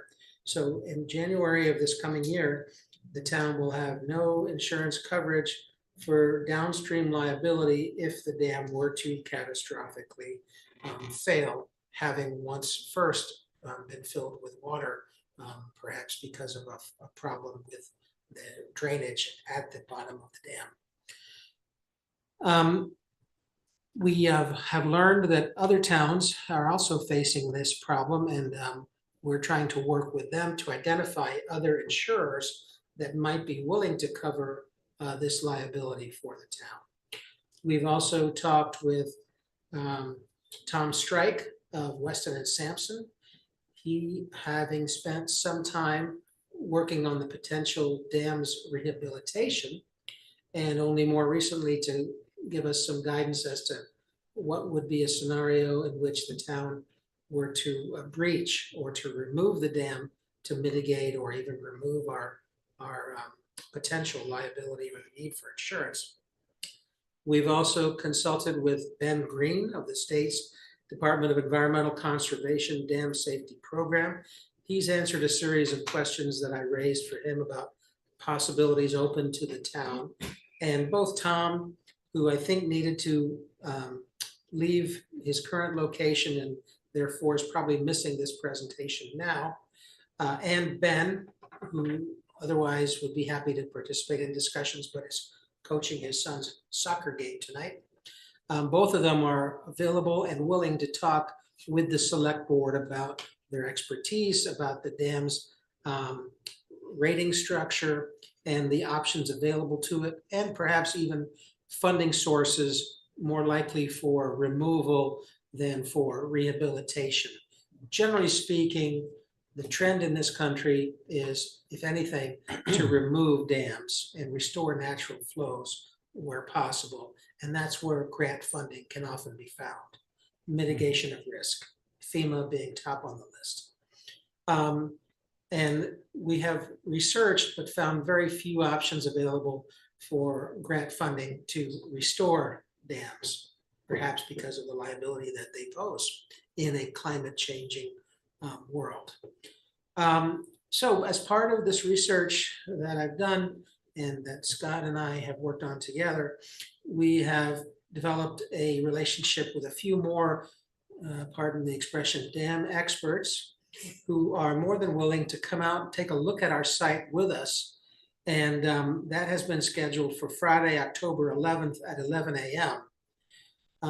Alan Hall didn't hear the earlier conversation, but I'll point out to him that we actually have a town forest hike scheduled for next week sometime. And the thought was we should go and bring whatever select board members would like to, members of the tree board, if they're interested, to take a quick site visit of the dam as well, to put eyes on the situation there. Obviously, as your town manager, mine is a voice of caution. And that's why when I came into some of this information, I grew somewhat concerned about it and wanted to share it with you. On the other hand, Mr. Hall is here, Scott Hausner is here. They both probably can make very good arguments about why we should not just consider closure, but also the possibility of rehabilitation. So if either of you would like to come speak your piece, you should feel free to do that. So I live on Wright Reservoir Road, been there like 40 years, so I happen to know a lot about it. So I'll let you take a look. These were the engineering plans that were drawn for the dam, and they were done 10 years ago, and the town needed. Yeah, that's fine. You're not going to be heard as well. Oh, yeah. Take the mic, just take the mic with you. Yes, that's a good idea. I'll just. All right. So let's see. Since Just identify yourself. Alan Hall from White River, local resident. So back in 1959, in that era, the Brown family had a big farm where the credit union is, right where the aquatic center is and all that area. And that area where the cattails are and stuff were never there. When Perini Construction built the interstate, they rerouted the land down there, and that's how that water became a pond down there. There was never a pond there because they used to, their farm went all the way out there, because I remember it as a kid. And then as you go up Wright Reservoir Road on the left, that's where some of those big earth ute tires that they scrape the land with and move to build the interstate are buried there. And you can, pardon? Under the dam? No, when you go up past, just before the dam where Dave Lauren used to live on that road, they're buried up in there. Okay. Yeah, they're, I used to brush hog for Dave Lauren, and I had to go over those, so I know. So anyway, the Brown family farmed all that land, and they gave this 300 acres to the town of Hartford for the benefit of kids to learn about nature and hiking and fishing and learn about all the different leaves and insects and everything. And they, you know, they didn't leave it for the children. They gave it for the future opportunity of kids forever. And part of the deal was that Windsor and Bertha could be buried on that mountain, which they are. That was part of the deal. They gave that 300 acres to the town if they could both be buried there and look down on the farmland that they worked with their hands all their years. So then we have the, you know, a change by the state of what they rate a dam for and everything. But that doesn't mean things can't be fixed. I mean, kind of like the wolf, I'll huff and puff and blow your house down. Well, you know, if you reconstruct it correctly, it'll last. So having some of these engineering plans, and I told John, like the dam going across Hartford, they're building a new dam there. What are they going to do with all that concrete? Well, if that concrete was in front of the dam, that dam's never going to push all that concrete out of there. So, but this would be left to engineers. But the point of this whole thing was, this is America. This is our town. This is why we're grateful for people who pass on in life and leave us things that are so important to our community forever. And this is not 3 acres or 30, this is 300 acres. So I feel that we are obligated to the Brown family for what they graciously gave for education and nature. And the fire department put a dry well in there so they could use it in case of a fire. And the frogmen used to train there in the winter in the ice in case they had to go in and get somebody. And at one point, we had approved, as John said earlier, there was $600,000 put aside to do this dam. And then Hunter Reesburg decided to use it to reduce the cost of healthcare for the employees in the town of Hartford. And you can talk to Dennis Brown, who is a select board member. And I talked to him today before I brought his name up about this, but that's what actually happened. No blame here tonight about anybody. I'm just trying to inform everybody of how this whole process of the dam has just taken different levels. And the other thing is, if the dam was half the size and the kids could still ice skate and they could still fish, this is just an information thing, but you should all know that this was a gift by Windsor and Bertha Brown. And I feel that the town has an obligation. And to the hard work by Scott and the rec department. It is a beautiful piece of real estate and it's just overgrown, but it's an opportunity that was given to the town for everybody. And I think we should consider why we should keep our promise. Thanks very much. So board, questions for Mr. Hall or John about this? Ben? If we were to fill the pond halfway, as Alan's describing, Mr. Hall, sorry. That's okay.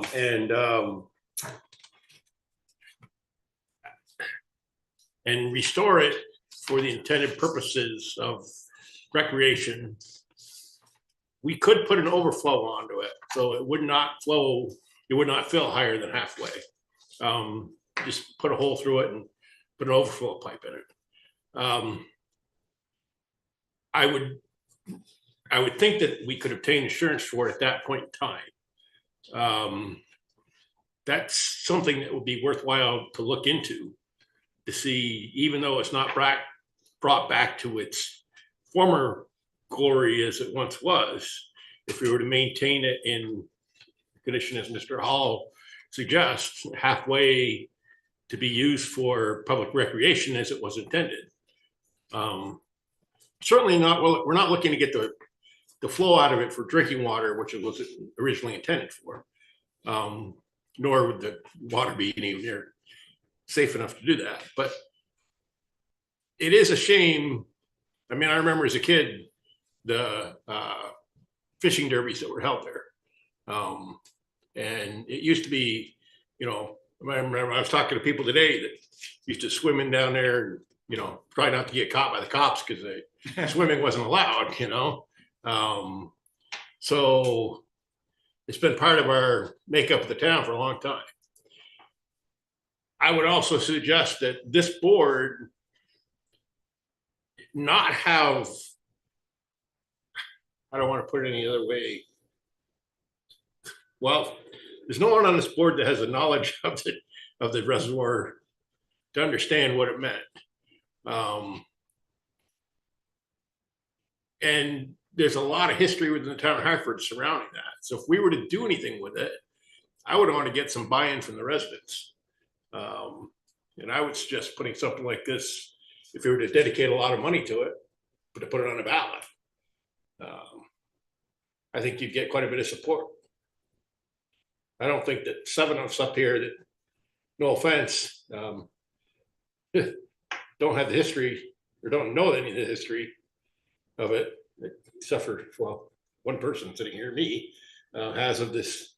I remember the Reservoir thing. Well, I know, but back when, wow, back when it was used for things it was. I know, I was just starting to feel really. Well, Would the board object if John looked into what insurance costs might be if it were half filled? Is that something we would, a majority ask? We'd have to first find out what kind of rating we might get with that much impounded water and what more engineering and construction costs there would be to get us there. I mean, certainly we put holes underneath ground, underneath the roads all the time. So there's no reason why we couldn't put a hole underneath the middle of the dam, reach it, and put a drain line in for overflow to halfway. One of the things we've learned, and Scott can confirm this if he wants, is that no matter which direction you go, you're looking at substantial engineering costs to approach maybe 6 figures to study almost any scenario, because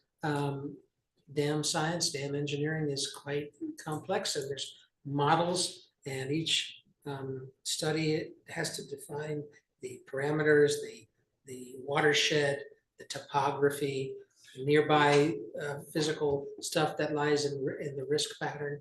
Yeah, the reports that we received though from the state engineers were based on a certain water level, which means a certain flow rate, which is certain head pressure. Okay, if we drop that head pressure, which drops the flow rate, that's got to have an impact on the ability of the dam withstand anything. There'd be no trouble for me and Scott to talk with our friends at Weston and Sampson and get some kind of ballpark from them as to what kind of engineering costs would be associated with doing that kind of a study for us. And I guess I don't have the old report, maybe Alan remembers, what was it they said would fail on the dam? What aspect of it would fail? I think they were worried about, the thing was made out of stone and earth, been there a long time, and that trees, the roots, when they get wet, they rot, so that the wall of the dam was not as strong as it was, say, 50 years ago. So my only thing I'd like the board to think about is what the Brown family did for everybody, and that the town actually had the money at one time. And I realized that the state comes in and they do their inspection. I'm not asking our town to take any risk here or put them in a precarious position. But with engineering today, no more than this bridge over here, when one of the pylons sunk, they brought in a specialized team. And if you can remember, they worked night and day, and they fixed that. So there is a fix to it. It just has to be done properly.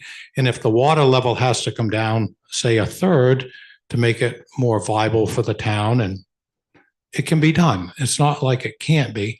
And if those trees are gone, the views from there are fantastic. But, it's the only place in town kids can fish and people can see them, and it's safe. So if somebody fell in the water, and, there's a lot of people that hike those trails. So I know you have enough to do, but this has been a real big part of our town. And I think we have to look at what we honored, and, things changed. And unfortunately, in the last 10 years, it's been a really rough road for the town of Hartford for who's been in charge. And so it hasn't gotten back on the table partly for that reason as well. So thank you. Thanks very much. Board members, questions for John or Mr. Hall again? Or John, you mentioned a recommendation would be that we deliberate to think about. Right. And you have a meeting in October, I think early Yes, October, with yes. some other people. We can probably have more information from October from that site visit from experts we haven't even consulted with yet. Okay. And we can probably have a better ballpark from Weston and Sampson about what engineering costs there might be associated with partial rehabilitation up to an insurable level. Okay. So maybe that's something we do for the October. Yeah, thank you so much for coming in and sharing the history and the context of your part of Hartford. Yeah, really appreciate that. And just thinking, and Lanny, I agree with you that this could be a good item for a ballot if we hear from, town people that they really want a say in this. Because it does sound like from the research John and Scott and everyone has done that there'd be a significant cost that would require something, I would assume, like a bond or something. So putting it to the town is something I think is a good thing for us to consider if we sense that is sort of, there's momentum behind that. I also think, my mind is definitely thinking of like, okay, so in the alternate scenario that if we do vote, or the select board votes, or the town votes to remove the dam as opposed to rehabilitating it at whatever level, is there a way, and how would we plan for like an alternative way of really honoring that legacy that you told us about tonight?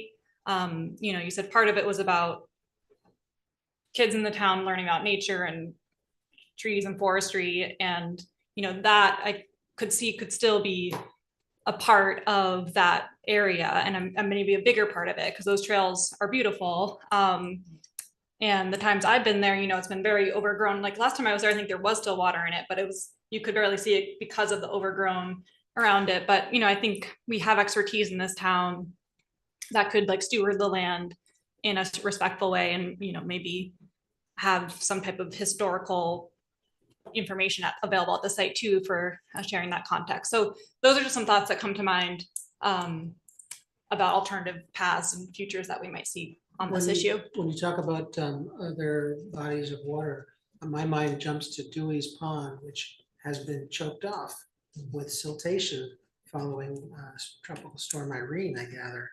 And that is a site that occurs to me to be much more accessible in terms of remediating the pretty bad condition that it's in now, if we had the right partners and if we were able to work with them to make the argument that we're not trying to change Dewey's Pond, we'd like to restore it to its natural beauty before the storm did the damage to it.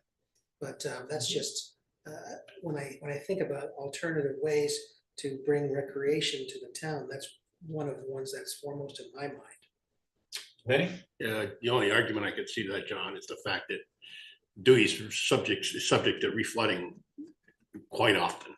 Not just an Irene type storm. I mean, a lot of springs that needs water that's high enough to get into there. So it's almost putting good money after bad, you know, so. One other thing I wanted to mention was that the one thing that's time sensitive is our loss of insurance coverage. So I had suggested an increase in our monitoring of the site, but Scott Hauser corrected me by saying that they already closely watch that. So I would just say that just becomes that much more important for as long as we may be without insurance, that we don't even have the hint that something bad could happen there by the drain being plugged up somehow. John, one other follow-up I want to have though is, can you look into if the engineering studies that were done on this dam, if they did anything for boring on that, line boring? It'd be interesting to know what the base was that was used on that. Think about the earthen dam? Yeah, there's a dam. If there is, I mean, if line boring wasn't conducted, I don't see how they can say that it's not a solid constructed dam, because they can't tell what was rock, you know, at the bottom of that versus earthen product. So it'd be worthwhile to know. I think that was all happening when Scott was just coming in and under the leadership of your predecessor. Yeah, And you might not recall all the arguments about why it had to be drained, maybe. You know if the something line about boring it? was done? So my understanding is there was signs of seepage. And that's why, similar to the upper and lower reservoirs, which are in the town forest, Wright's Reservoir was also on the list for the same purpose. At So what level? So do you know, like at what levels that seepage was? I have no idea, other than that was one of the reasons why a lot of the timber was removed at that point in time. That's why knots went in and cut? Yeah, that's part of that was part of the plan. At that point in time, there was the decision to restore it with various means, and I know that there was some design engineering that was done.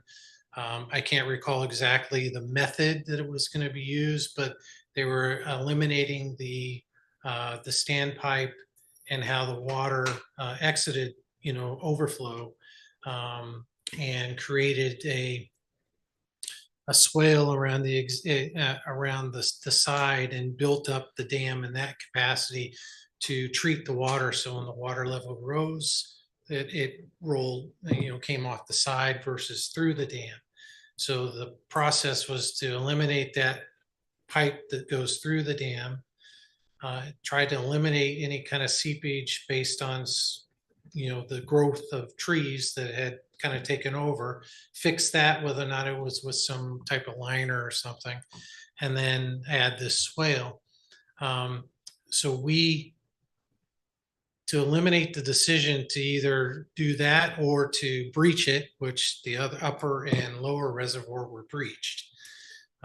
It was decided at that point in time, because these plans were done, was to, and then the funding did go away, is my understanding. I'm not sure how much was available or whatever that was, but it was decided not to fund it at that point in time, but the plans were done.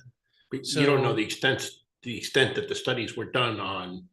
It was construction drawings, which are part of some of the documents that you might have received, and had the actual design of it, of what they were going to use to repair it. Yeah. What's that? Reconstruction. Reconstruction. Right. So we applied for an Army Corps of Engineers permit, like John mentioned, to kind of put it on hold. That the community is trying to identify and determine what they wanted to do, whether or not they wanted to breach it or repair it. And that's kind of in a holding pattern at this point in time. And it's been that way, like Alan mentioned, for about 10 years. So. Okay, thanks, Scott. Yep. Ida, and then Kim. do you want to go first, Kim? 'Cause I already spoke. I'm just curious if anyone knows the history pre the family, like if any native indigenous presence on that land up there at all?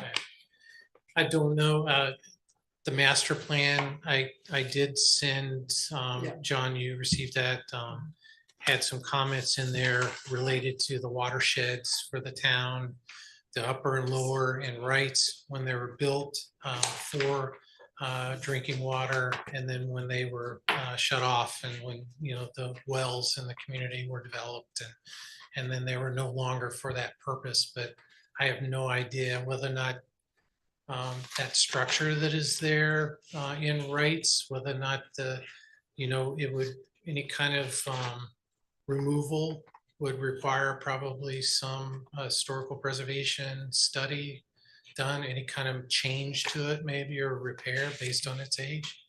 And that might determine some of that information if there's some of that history there, but it wouldn't surprise me. Yeah.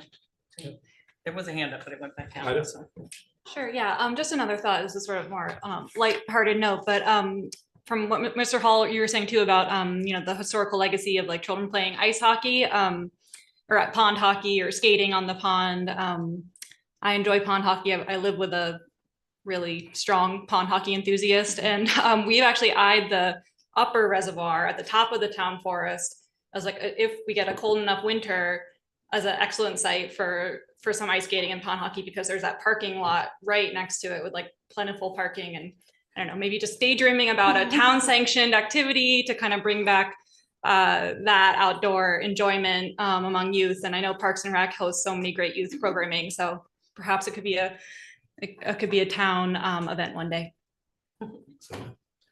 All right, thanks very much. This will be back on our radar at some point. John's gonna get some info for us. So what's the So we're good. direction you've taken from the board for this then? Where are you gonna? I've taken Go that forward. the board wants to know more before moving forward. I think that's a reasonable approach to take. It sounded two of the specific things were insurance costs if it was half full, and then the question Lanny had about boring. Yeah. So I think that's good. We'll come back. You'll also are meeting the folks in October. Yes, So and you in fact, will I'm have meeting more with info. Hunter Reesberg in a few days. There you go. So there you go. All right. Thank you, John. Thank you, Mr. Hall. Thanks, Scott. Next item should be very quick. This is the select board budget guidance. If you take a look at that, this is the guidance that was provided last year to the department heads, the town manager. It's basically a list of principles that we like to stick with. What we should do for our September 17th meeting is be prepared to finalize this if we want to give budget guidance again, and whether there are parts of it we want to keep or change. Otherwise, it's there to look at. I don't think we have much to discuss on it tonight. But just be ready for the 17th for us to say yay or nay. As you will see, it's not particularly specific, I don't believe, in certain things like. It emphasizes some of your values. and Yes. Certainly a budget reflects values. Yep. And you'll see in the budget presentations that the department heads are very good at finding portions of the guidance that they've tried to accommodate. So they've been mindful of it for sure. How many department heads have you met with? Have you met with any yet? Not in this cycle, no. Okay. We wanted the guidance first, then issue the deadlines for proposals. Then Gail and I sit down with the department heads, and then we present a collated kind of comprehensive budget proposal to you. And then you do your work in November and early December, into December.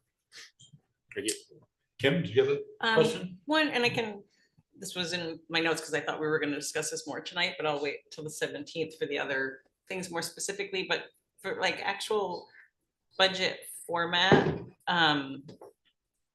like I think with the encumbrances, we addressed this a little bit, but I would just like if the board support to request that they the historical columns, so that the way that the budget book columns are laid out. An additional year of history. I mean, the way that the final one ended up, the published one on the website is great. It has 2022 actual, so we would start that with 2023. But basically, like the columns represented with actual amounts for all but the budgeted year. Does that make sense? You know, Yeah. we'll get to this. There- I think that's the format we've wanted. It Yeah. seems like we bring it up again each year. Yeah. so Yeah. that's good. Okay, so be prepared on the 17th for us to talk about budget guidance. And that brings us to our last item on our agenda, which is the ARPA funds update. Last meeting, we made some decisions on spending. I don't know if Gail's there or John. I think if everything's funded, if all the funding goes through, there's something like 53,000. Or Yes, something that would be less. if we can get the current projects that have been allocated ARPA funds can get across the finish line, and I would say I'm feeling pretty optimistic. Gail's been at this longer than I, and she has a healthy dose of skepticism. But I think between us, we are gonna do our best to make sure that our friends in planning department and in DPW actually get those funds that have been allocated to them obligated. Yeah, and if you just remind me before we get questions from the board, we want to obligate all these funds or as many of them by like October 1st, but in reality, the end of the year is Okay. is the drop dead deadline. Questions for John about the ARPA funding or suggestions you want I will point out Yeah. that I have forwarded to you, just like I had earlier, the most recent resident and suggestions, and all of those are very helpful as food for thought. As you will remember, it was originally a staff that generated most of the proposals, and it is on the staff that we hope that they can accomplish what they originally intended. That's why Gail and I, again, are working with Lori and Brian to get those projects obligated as soon as possible. You haven't done that little table that Ida requested last meeting, have you? Like a summary of the.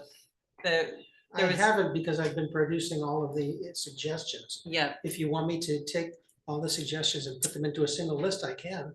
I mean, I think. But it might not be that you actually have the money to spend. That's my point. Right, I mean, I think that one, like, I think this would be helpful for the public as well as the board. I don't know that I want to ask you to do more stuff, but just having a list, especially if we could get the forms from the block party. I've been looking for it.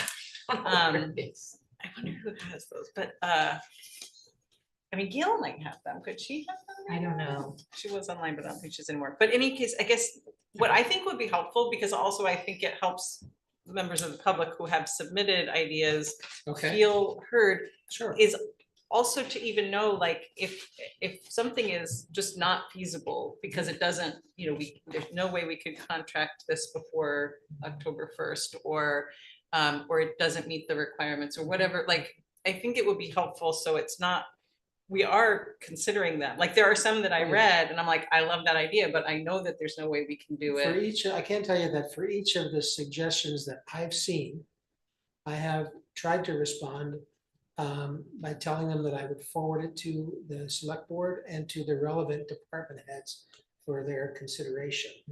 But yes, beyond that, I can certainly take this list and just generate a comprehensive list of all the proposals. I mean, if you have the bandwidth to do that, and if you don't, I totally understand, but I do think it would just, I feel like it would acknowledge, because I did read every single one of them, and there weren't any, unless there were some of those sidewalks that we could get contracted before October 1st, which doesn't seem possible. I don't think there were any that felt feasible. Thanks. Yes, I agree that it would still be very helpful, and I agree with the reasoning that one reason why it would be good is to sort of let folks know that, yes, we've heard you, your ideas on the list. My dream, again, this is not like a direction jump betting on your capacity, but to have a column that maybe has a note about highly feasible, low feasibility, or not feasible, and then a column that's a little bit of a reason. Should I avoid names to avoid any embarrassment Yeah, to suggestors? Sure. Okay. It just has to be the idea. I don't think it has to be the names, but I think this could come in useful and handy for us in the future too. When we're ever at a juncture where we happen to have some extra funds, Let's hope we can get the funding without the COVID. Yeah. Mary? Yeah, it's one of the things that I thought about when a couple of residents approached me is not only the issue of the funds, but also some of the departments are still low on staffing.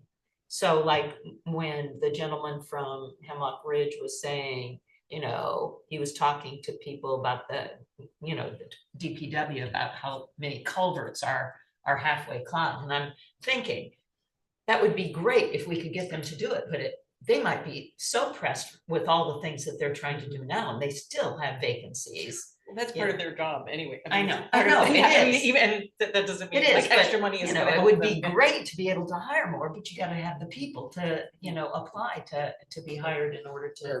ARPA funds don't cover staffing. That's true, but Can't use ARPA. But some of the culverts are breaking down. And some of the culverts, we've gotten to the point where, as I've said this before with, I think it was Dana Clausen and some others, we need them to be larger to be able to process the water. It's just a matter of fact when we have the huge sudden storms that have a lot of water flow, you know, it's just, those are some of the things that we can't control all the time. That's all I'm saying. Brandon? I just wanted to call attention to the fact that I made a suggestion, you know, and I do still believe that my suggestion is feasible. It doesn't involve a contract or anything. It involves kind of a simple matter of procurement, I would think. And You're talking about COVID preparation, hand sanitizer and masks. that's right. Yes. Pandemic. Pandemic, yeah. Yeah, it could, Yes. right. To assume we know what the next one will be. You know, and I would think that this would fall under the purview of the fire chief. You know, when we had a tour of the fire and police facility, we spoke with the chief about emergency preparation, and so it could be under his purview. So that's all. That's, I guess, a cost benefit between the value of having them on hand versus the fact that maybe these are once every 100-year events. Well, it could be right. Right. Hopefully it's a 100-year event. Hopefully climate change does not make it a, you know, every 5-year event or something like this, you know. And in case you folks didn't get a chance to follow along in the emails, the state does have some of these supplies in reserve. The only question is, we're not exactly sure how many, you know, and also we would not necessarily be able to dispense them at our command. We'd have to rely on the state to, you know, give them to us essentially at that point. So and all we were covering, I forgot to tell you, there was another gentleman working with the three of us, Ken Alton, who was with Trans Canada, and he was overseeing all the 13 dams on the Connecticut River up to Montreal. And he's been at all the meetings. He couldn't be here tonight, but we're doing as much research as we can for you. So, and he'd be available in the future. Thanks very much. You know what?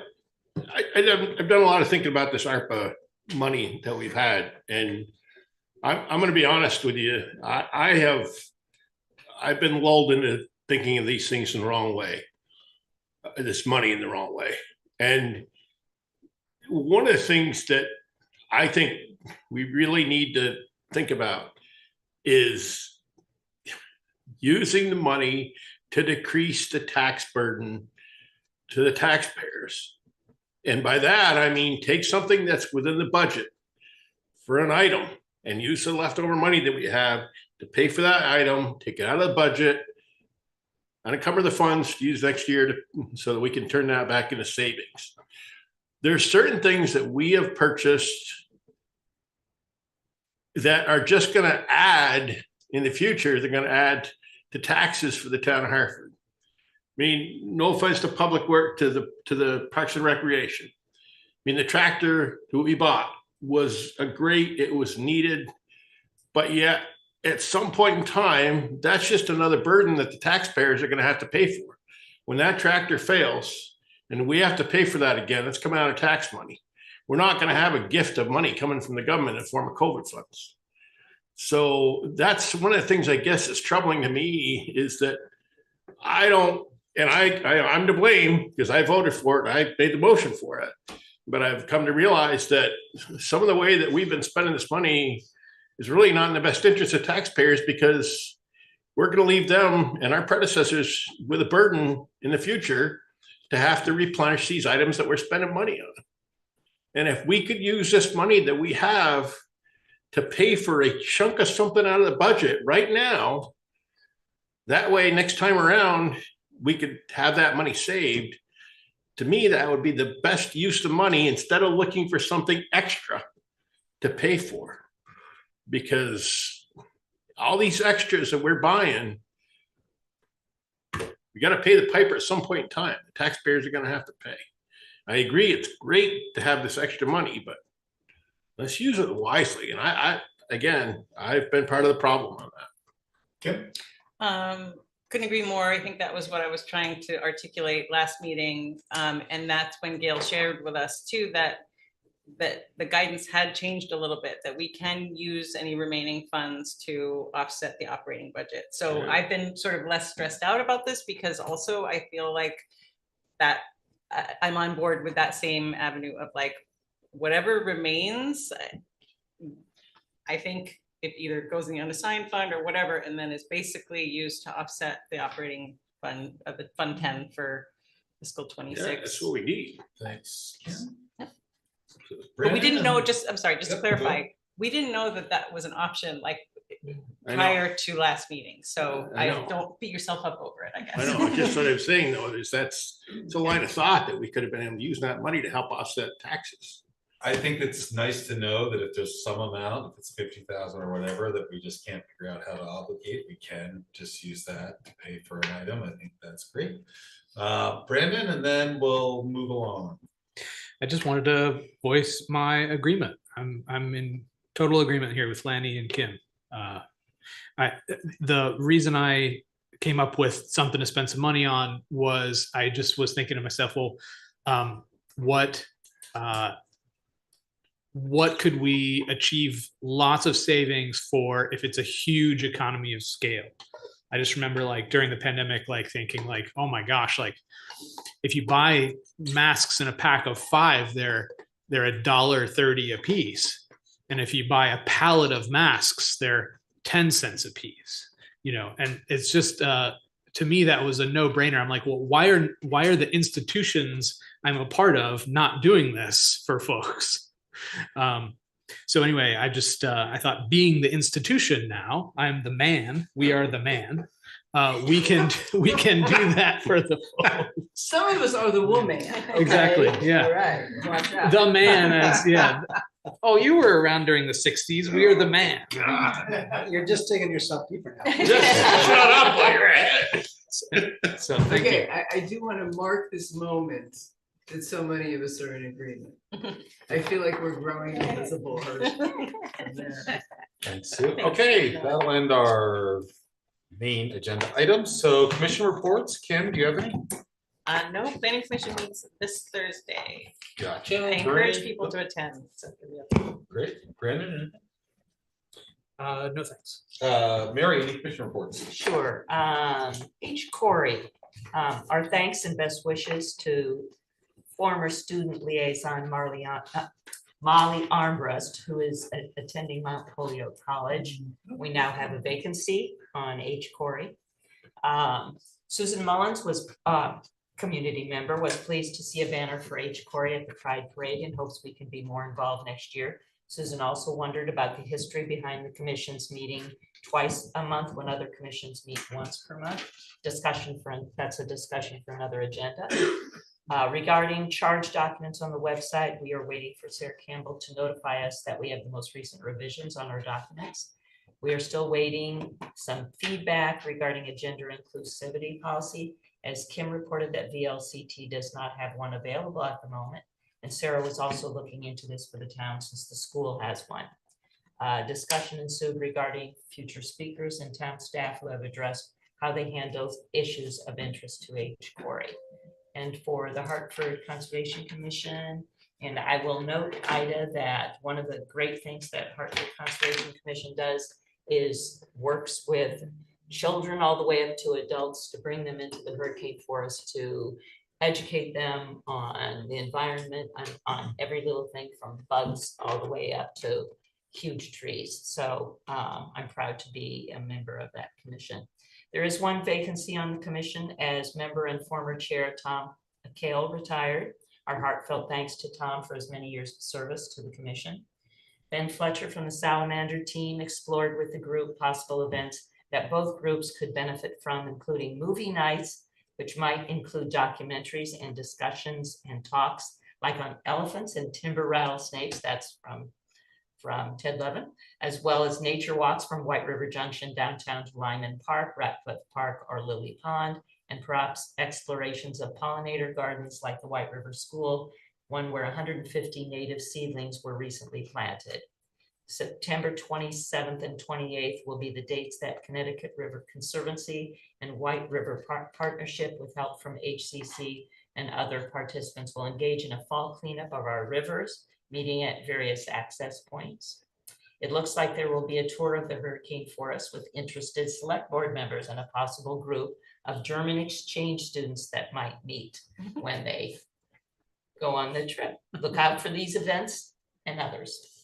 Thank you, Mary. Ida, do you have any commission reports? I do. I just want to take a moment to highlight something that John mentioned at the beginning, that the Energy Commission is spearheading, which is a window dressers workshop. And just to explain a little bit about what that is, it's, first of all, it's going to be October 3rd to the 9th. And what they're doing is working with a group that helps people build window like inserts. So for folks, residents of Hartford who might have a drafty home or simply want to reduce their energy costs, increase their home's energy efficiency, they can sign up to be part of a workshop to build these inserts that will fit in their home. And then other community members can also sign up to be part of the workshops and building, even if they're not getting those window inserts themselves.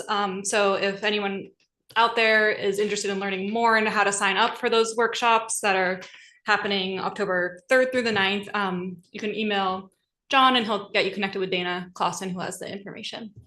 Great, thanks. Ida. Sue, any reports? Nothing. Lanny, any reports? Yeah, Hartford Historic Preservation. We had a really nice presentation by historian Brian Knight regarding the Victory Circle area of Hartford and how the buildings up there, the houses were built for helping out. It was a project at one point in time to help out for low-income individuals or middle income. That was a really nice presentation he put on for Victory Circle area. If anybody doesn't know what that's out, it's up by the middle school. There's also some discussion on, there's plans to have a Calabono 6 railroad station platform improvements that are taking place down to the Amtrak station in terms of historic preservation to make that look interesting. Some really neat slides that were presented about the underground tunnel that goes between the railroad station and downtown. If people aren't aware of that, one time we had a railroad tunnel, underneath the railroad tracks to lead over to the downtown area. Pretty neat about that. Follow up on World War I or II monument. That there's some leftover funds that'll be used for maintenance, and they're also looking at another monument to honor veterans of other wars and conflicts. I spoke about the possibility of looking into moving the war memorial that's out front here, possibly over to Veterans Park, so we can have all the memorials in one area. That was going to be looked into by Matt Osborne as well. So that's about it. There's still an opening on Hartford Historical Preservation Committee. If anyone's interested in history in the town of Hartford, it's a great way to get involved. I'm learning a lot myself as liaison. So that's it. Thanks, Lanny. I don't have any reports. So consent agenda, I'll take a motion. Mr. Chair? Yes. I move that Select Board approve payroll ending August 31, 2024, the AP manifests of August 30th and September 5th, 2024. There's a typo in there. I don't know if that matters. It just says 024. Oh, yes. I didn't notice that just now. And that we approve the meeting minutes of August 2024 and future meetings of September 10th for a listening session, regular meeting September 17th, 2024, September 22nd for a strategic planning session, and regular meetings on October 1st, October 15th, and October 29th, 2024. Okay, do we have a second? I'll second the We motion. have a second from Mary. Any Quick discussion? question, do we have budget meetings scheduled in October? Or I guess we could, We haven't scheduled them as yet. I haven't had those on yet. Okay, It's on the radar for Gail and I. yeah, and I think it is on our, written on our calendar, at least the tentative ones, the, Oh, I didn't realize that. I'll see. Okay. Okay, we have John, question for the listening session that we have up to Wilder. Is there some parking set aside for select board members? Not that I'm aware of.